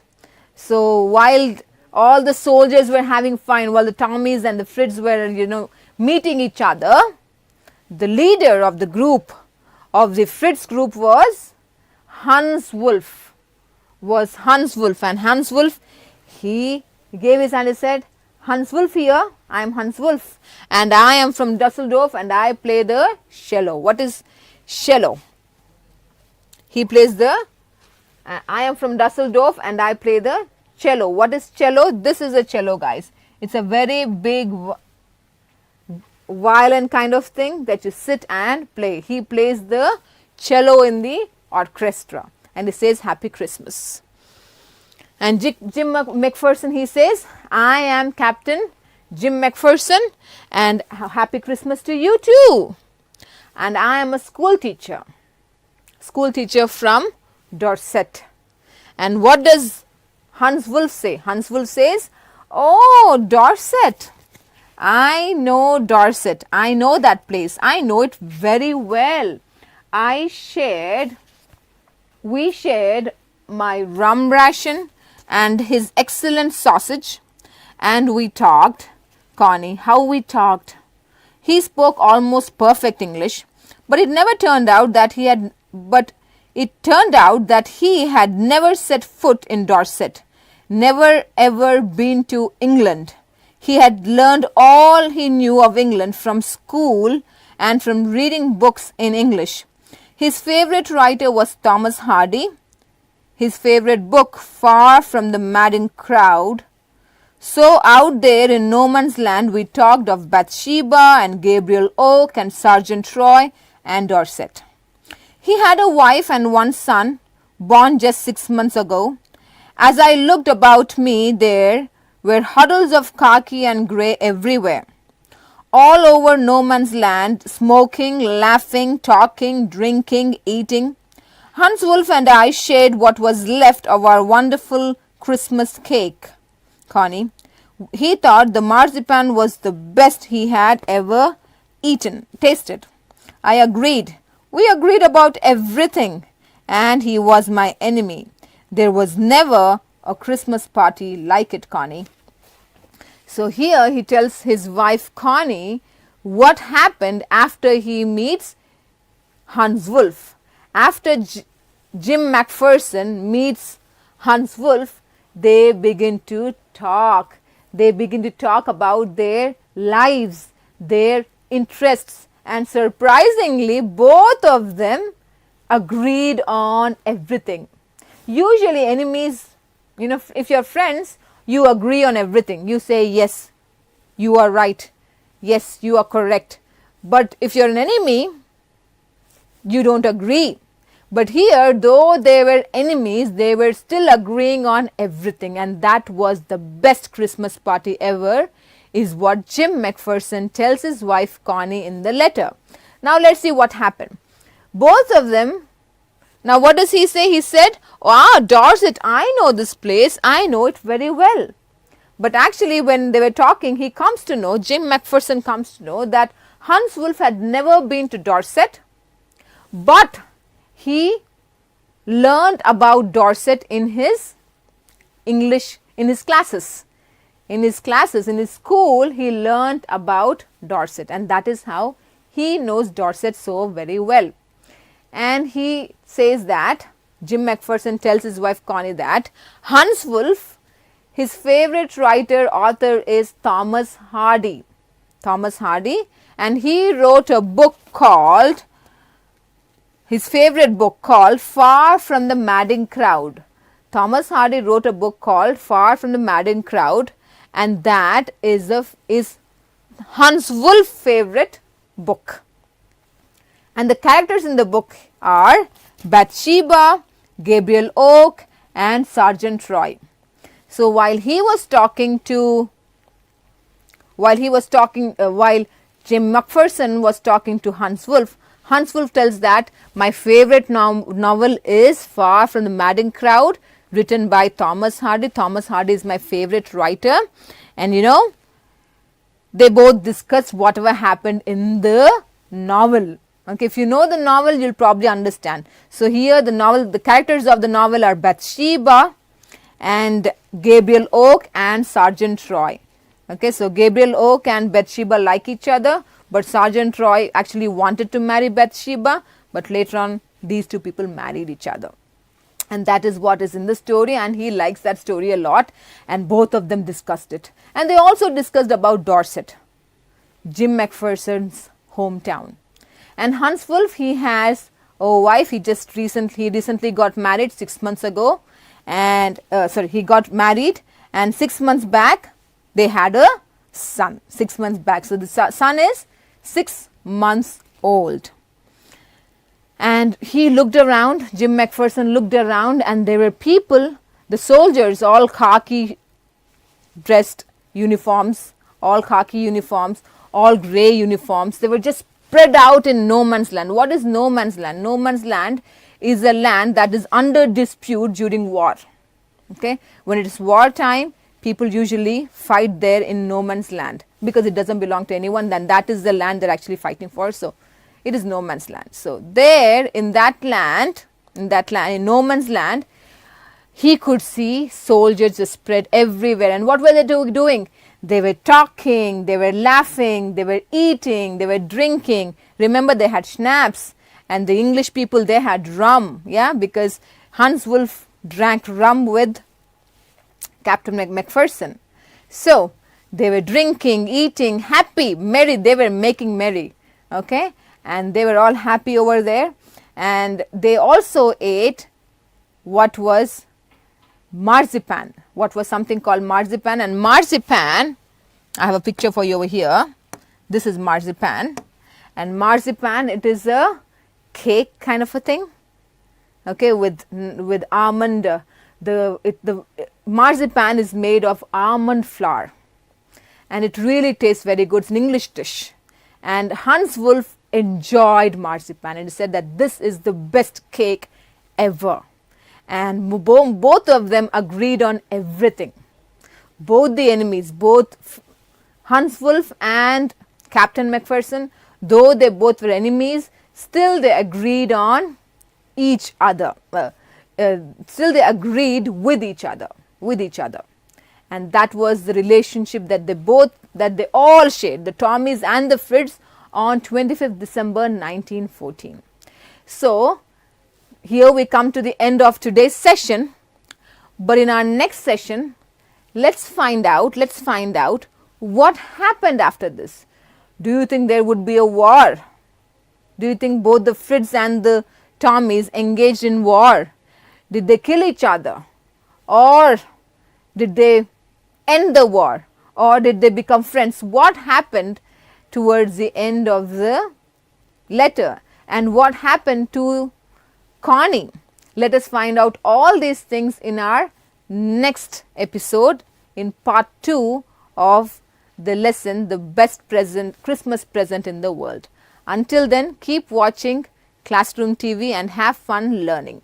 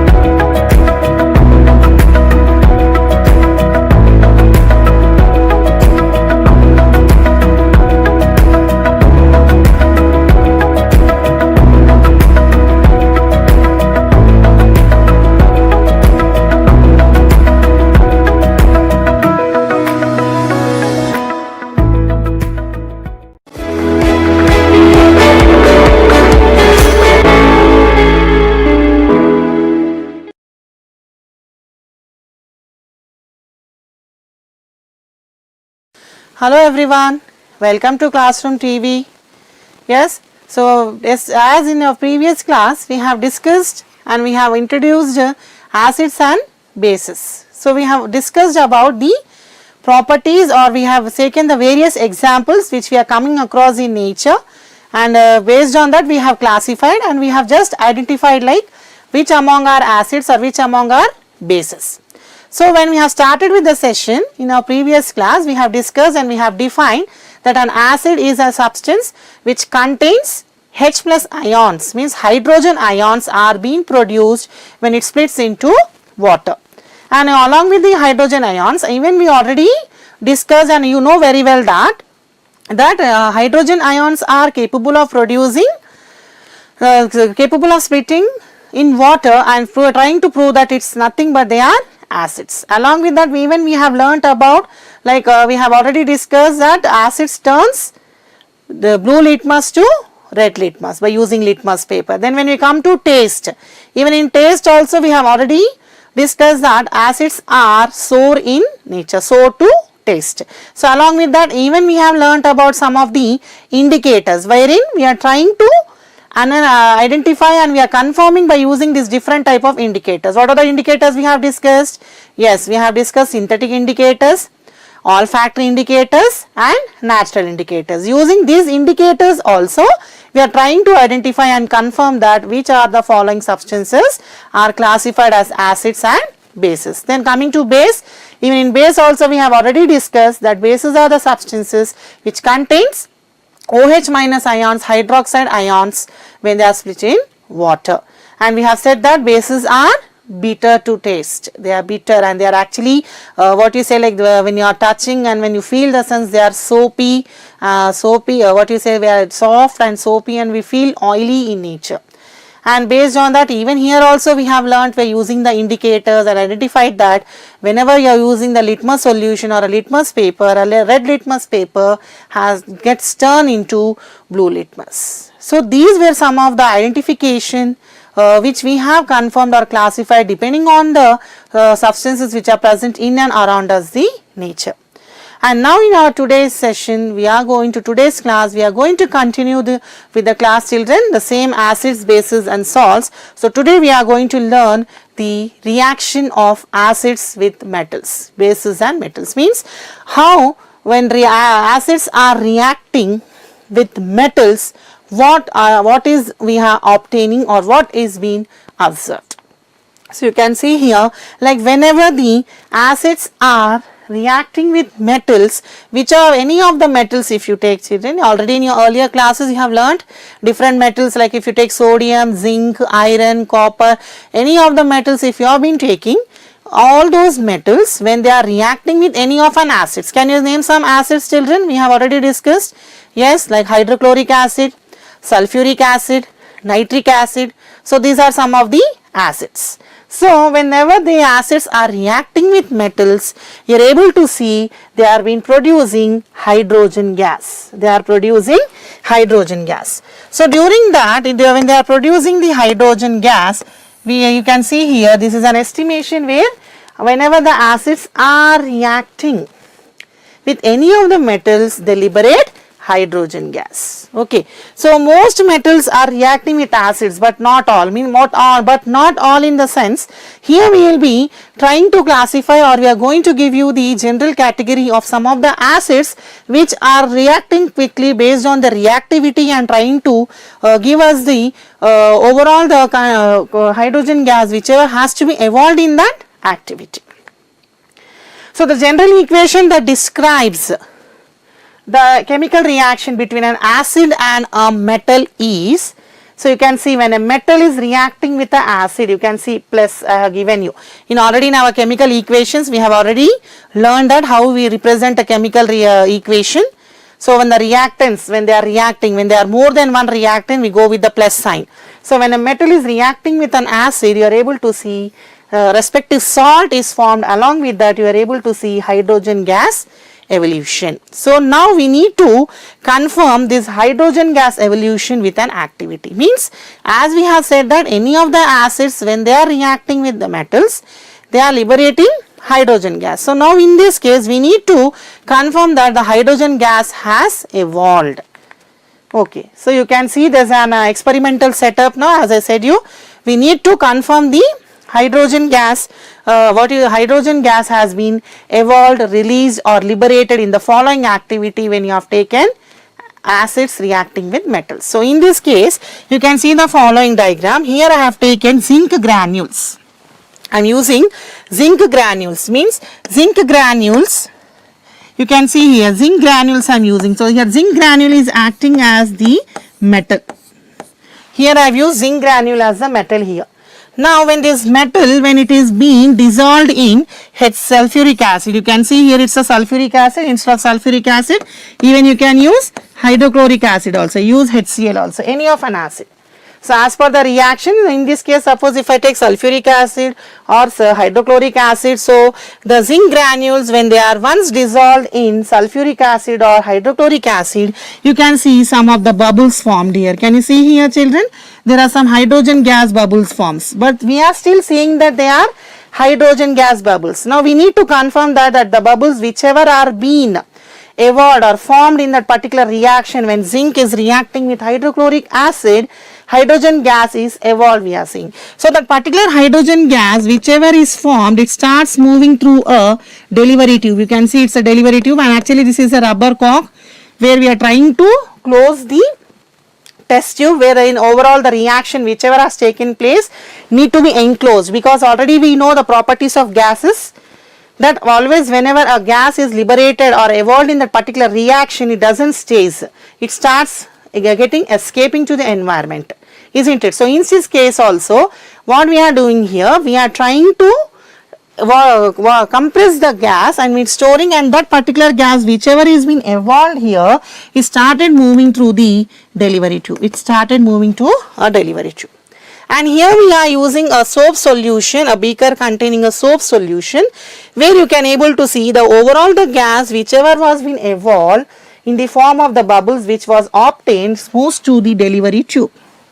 And once it starts moving to the delivery tube, you can overall see that the soap solution and the soap solution which was being taken, you are able to see the overall the gas bubbles which were being formed has got transferred to the solution, and overall the soap bubble has been filled with now hydrogen. Means overall the soap solution has got mixed up with the gas which was being evolved in the reaction, and that particular reaction which was being involved, wherein the hydrogen gas bubbles has been occupied with the soap solution. Now the soaps, whatever the bubbles which are being rising out, now we need to confirm that, because we know already that we are unable to see the gas, only we feel the presence. So here, in order to confirm that the gas whichever has been released or evaluated need to be confirmed, by what you are going to do to confirm it, you are going to take a splinter or a burning candle and get the particular burning candle near to the hydrogen liberated area. Now this is a particular hydrogen liberated area, no children, where you are able to see overall the gas bubbles whichever are formed, and they have been got soaked into the soap solution, and they started rising up. Now you are able to see when you have got a candle near to the liberated area, hydrogen gas liberated area, you will see that the flame gets burns with a pop sound. The flame gets burned with a pop sound. That pop sound is indicating us or confirming that the particular gas which was evolved in a reaction is nothing but it's a hydrogen gas. It's a hydrogen gas. So now by this activity, what we are concluding here? Yes, whenever any of the metals, when they are reacting with acids, they are being forming the particular salt. So you can see here zinc chloride salt will be formed. Along with the zinc chloride salt, you are able to see the hydrogen gas which was evolved from the delivery tube and started mixing with the soap solution, and overall the soap solution has been filled with the hydrogen gas. The bubbles whichever were formed or which were obtained from the reaction, they started moving. And when the ones started moving, now we are confirming that it's a particular hydrogen gas. So we are trying to get a burning splinter or a candle near to the area, and we are trying to confirm it when we get a pop sound. Means that pop sound is giving us the confirmation that it's a hydrogen gas only. So in this way we conclude that whenever the acids are reacting with metals, they liberate hydrogen gas.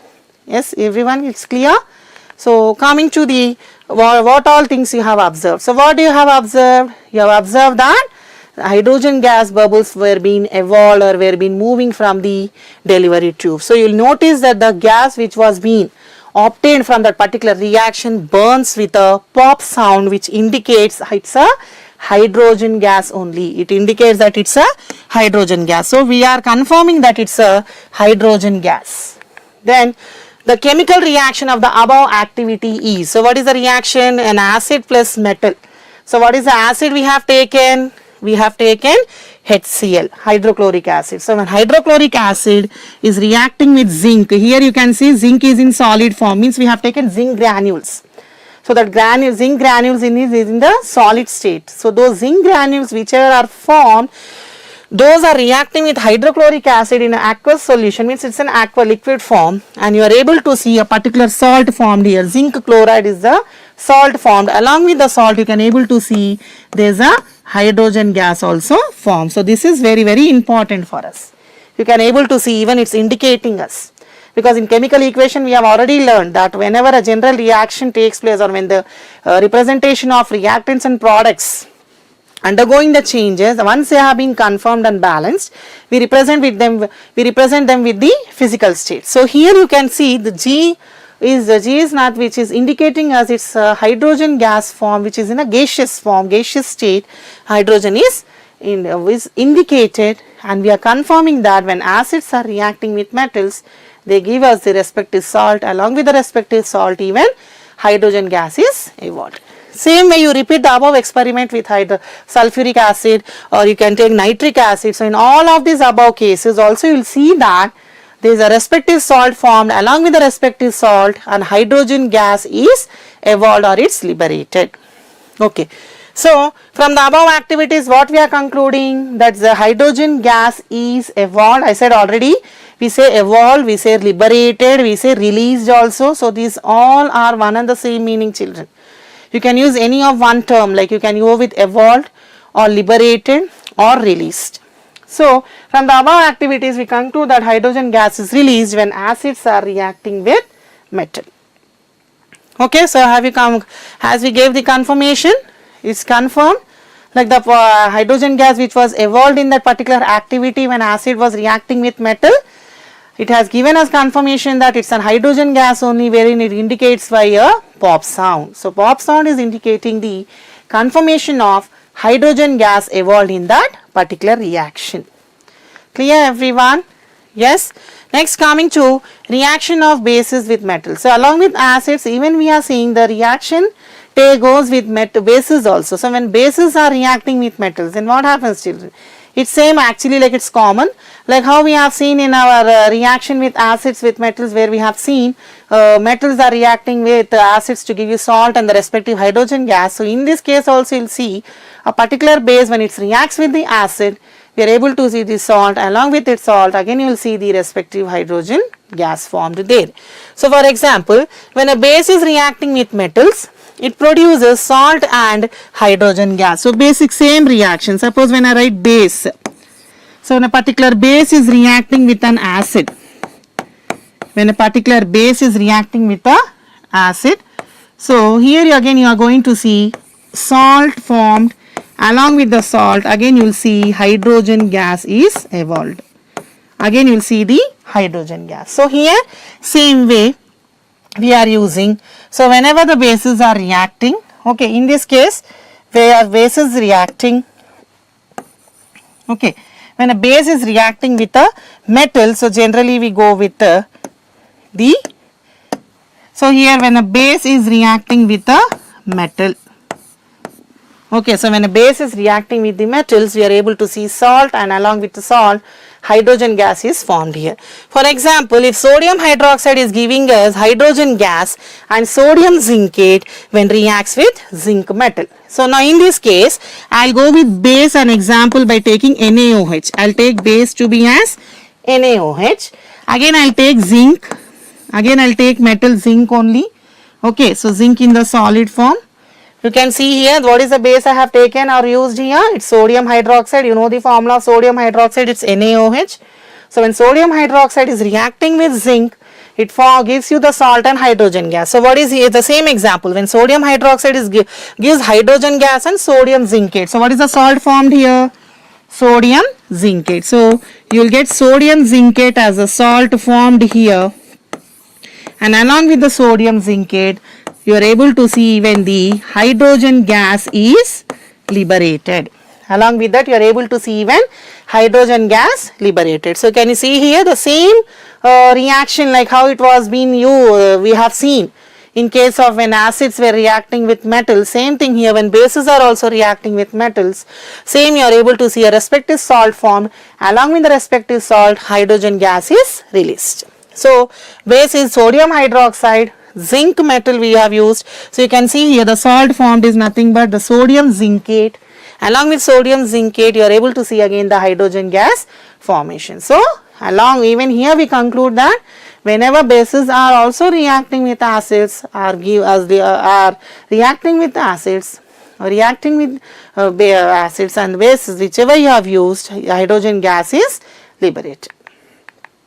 Next, coming to the other part, like first we have seen one chemical property wherein reactions of acids with metals. Then next, coming to reaction of acids with carbonates and hydrogen carbonates. So now here in our previous activity we have seen that when a particular metal was reacting with acid, we have seen salt and its hydrogen gas formation. Now what about the metal carbonates? That's nothing but here metal carbonates and metal hydrogen carbonates. When they are reacting with acids, so what would be the result or what would be confirmed or which kind of a gas is evolved or which kind of salt is formed, that we are going to see in this activity. So here also, like basically you can see when acids gives carbon dioxide gas and forms respective salts along with the water when they react with carbonates. So any of the metal carbonates whenever they have been reacting, when acids are reacting with any of the metal carbonates, in all the metal carbonates you are able to see and carbon dioxide gas is evolved. So what you are confirming here or what we have to confirm now, carbon dioxide gas is evolved or released in a chemical reaction when metal carbonates and hydrogen carbonates reacting with acids. So you can see the general form of the equation. So when a particular metal carbonate when it reacts with acid, it forms again salt and carbon dioxide and water. So example, you can see an hydrochloric acid reacts with carbon dioxide gas and you are able to see sodium chloride along with the water when it reacts with sodium carbonate. So here what is the metal carbonate we are taking, children?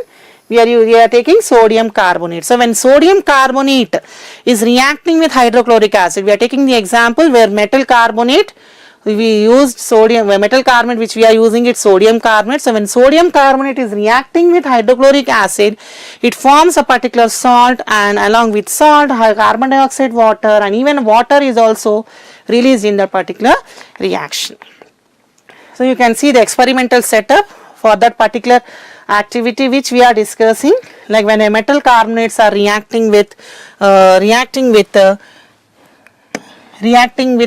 acids, we are able to see the salt formation and carbon dioxide gas evolution.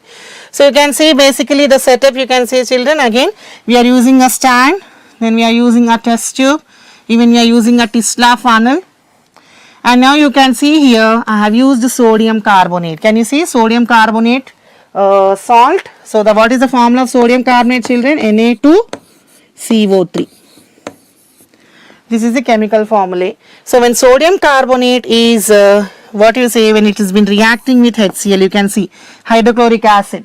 So when sodium carbonate is reacting with HCl, okay, so reaction takes place. So when hydrochloric acid is reacting with sodium carbonate, you are able to see the evolution of gas, and that gas starts moving, okay, and it starts moving through the delivery tube, and overall whatever the gas formed or the gas evolved in that particular reaction starts moving through the delivery tube and gets mixes, or it is been sent to a test tube containing calcium hydroxide solution. So what is the formula of calcium hydroxide? CaOH taken twice. So this is the calcium hydroxide solution. So calcium hydroxide solution will be basically colorless in nature, means the color of the the calcium hydroxide solution is colorless. It's colorless in nature. There is no color. It's only a what you say, colorless substance which is not to be visible. So you can see as soon as the hydrochloric acid is reacting with sodium carbonate, the overall the gas formation taken in the reaction starts moving through the delivery tube. Once the gas formed in the reaction or which was evolved in this particular test tube has started moving through, and we are connecting to a test tube and sending that particular gas whichever is evolved to a calcium hydroxide solution. Now wherein you will see that once the colorless gas, gas which was evolved in the reaction starts mixing with the calcium hydroxide solution and makes that colorless solution to be white in color, means we obtain a white precipitate.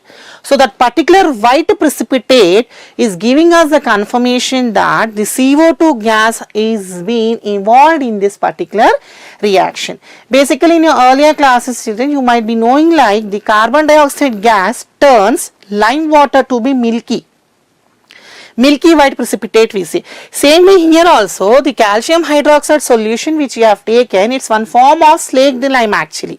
It is also a form of lime solution only. So you can consider the calcium hydroxide solution to be as lime solution, wherein that lime solution has, when it has been reacted with CO2, you have seen a substance white colored precipitate is formed, and that particular white color precipitate is giving us the confirmation that overall the colorless solution has turned into a white precipitate. So that white precipitate is giving us confirmation that it's nothing but it's a CO2 gas has been evolved in a reaction when metal carbonate, like which sodium carbonate, when it's reacting with HCl, has formed a particular salt. Along with that CO2 gas is evolved and water also. So what all the conclusions are drawn from this activity? Let us see that. So here the reactions which are occurring in the above activity we need to see as follows. So what are the reactions which takes place? So what are the reactions? So generally what is a basic general equation we have seen?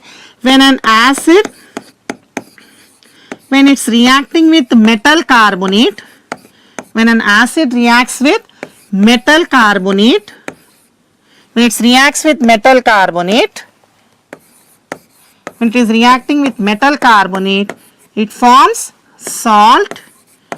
Along with salt, carbon dioxide gas. Along with carbon dioxide gas, even we are seeing water molecule.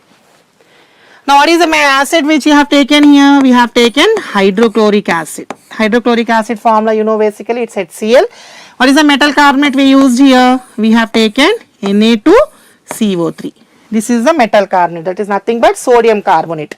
Sodium is a metal, carbonate is your CO3. So this is a chemical formula. So when HCl and sodium carbonate reacting together forms salt. What is the salt formed here? NaCl. Along with NaCl you are able to see carbon dioxide gas formed. Along with the carbon dioxide gas formed, even you are able to see water molecule. So here you need to take care with balancing children. So I have balanced here. So when 2 moles of the hydrochloric acid solution reacts with sodium carbonate, it forms a particular salt. Along with the particular salt, carbon dioxide gas and the even water molecule. So already we know this is a carbon dioxide gas evolved in the particular reaction. That particular carbon dioxide gas only we are confirming and we are proving it. And along with acids, when we are saying with metal carbonates, even here, and not only the metal carbonates, even hydrogen metal carbonates also. So you can take the other example. When I took HCl and when I took metal hydrogen carbonate, so I am using NaHCO3, sodium hydrogen carbonate, or we also say it as sodium bicarbonate. Sodium hydrogen carbonate or sodium bicarbonate. It is nothing but it's a metal hydrogen carbonate. So when even metal hydrogen carbonate is reacting with the acids here also you will see NaCl, that's nothing but salt formed. Along with the salt, even you will see carbon dioxide gas is evolved. Along with the carbon dioxide gas, even you will see again the water molecule also formed. So this is a reaction which we see with metal carbonates. Even when metal carbonates are reacting with acids also, you are able to see salt formed, and along with when metal hydrogen carbonates are reacting also, you are able to see a salt formed, and with that carbon dioxide. In both of the cases you are able to see carbon dioxide formed there. Then on passing excess of carbon dioxide to the following reaction. Now once once we have confirmed that it's a carbon dioxide gas, now what we are going to do, that particular carbon dioxide gas whichever so formed, that particular carbon dioxide gas is passed through calcium hydroxide solution, isn't it? In our previous slide we have seen calcium hydroxide solution, which is colorless, which is one form of slaked lime. That slaked lime solution, when it's react with CO2, because CO2 was passed to delivery tube, you are able to see CaCO3, that's a salt formed, which is CaCO3 formed, which is actually it's an precipitate which is insoluble in water. This is the precipitate which is formed. That's why we say it is insoluble in water.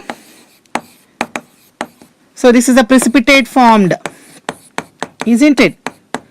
There is a precipitate formed here. So along with the precipitate, even you are able to see water molecule to be formed. So basically, once the carbon dioxide gas whichever was evolved or formed in the particular reaction, that CO2 gas is being passed through calcium hydroxide solution. Now this is our calcium hydroxide solution, which is said to be as slaked lime. We say it as slaked lime solution, children. So that slaked lime solution, which is to be colorless, which is in colorless nature, in colorless form, has got turned into the white precipitate along with the water. On passing excess of carbon dioxide also, you are able to see overall the whatever the calcium carbonate which was insoluble in water starts getting dissolving when you are able to pass overall the carbon dioxide gas which is formed in the reaction. So as soon as the carbon dioxide gas formed in that reaction is being passed through the delivery tube, no doubt.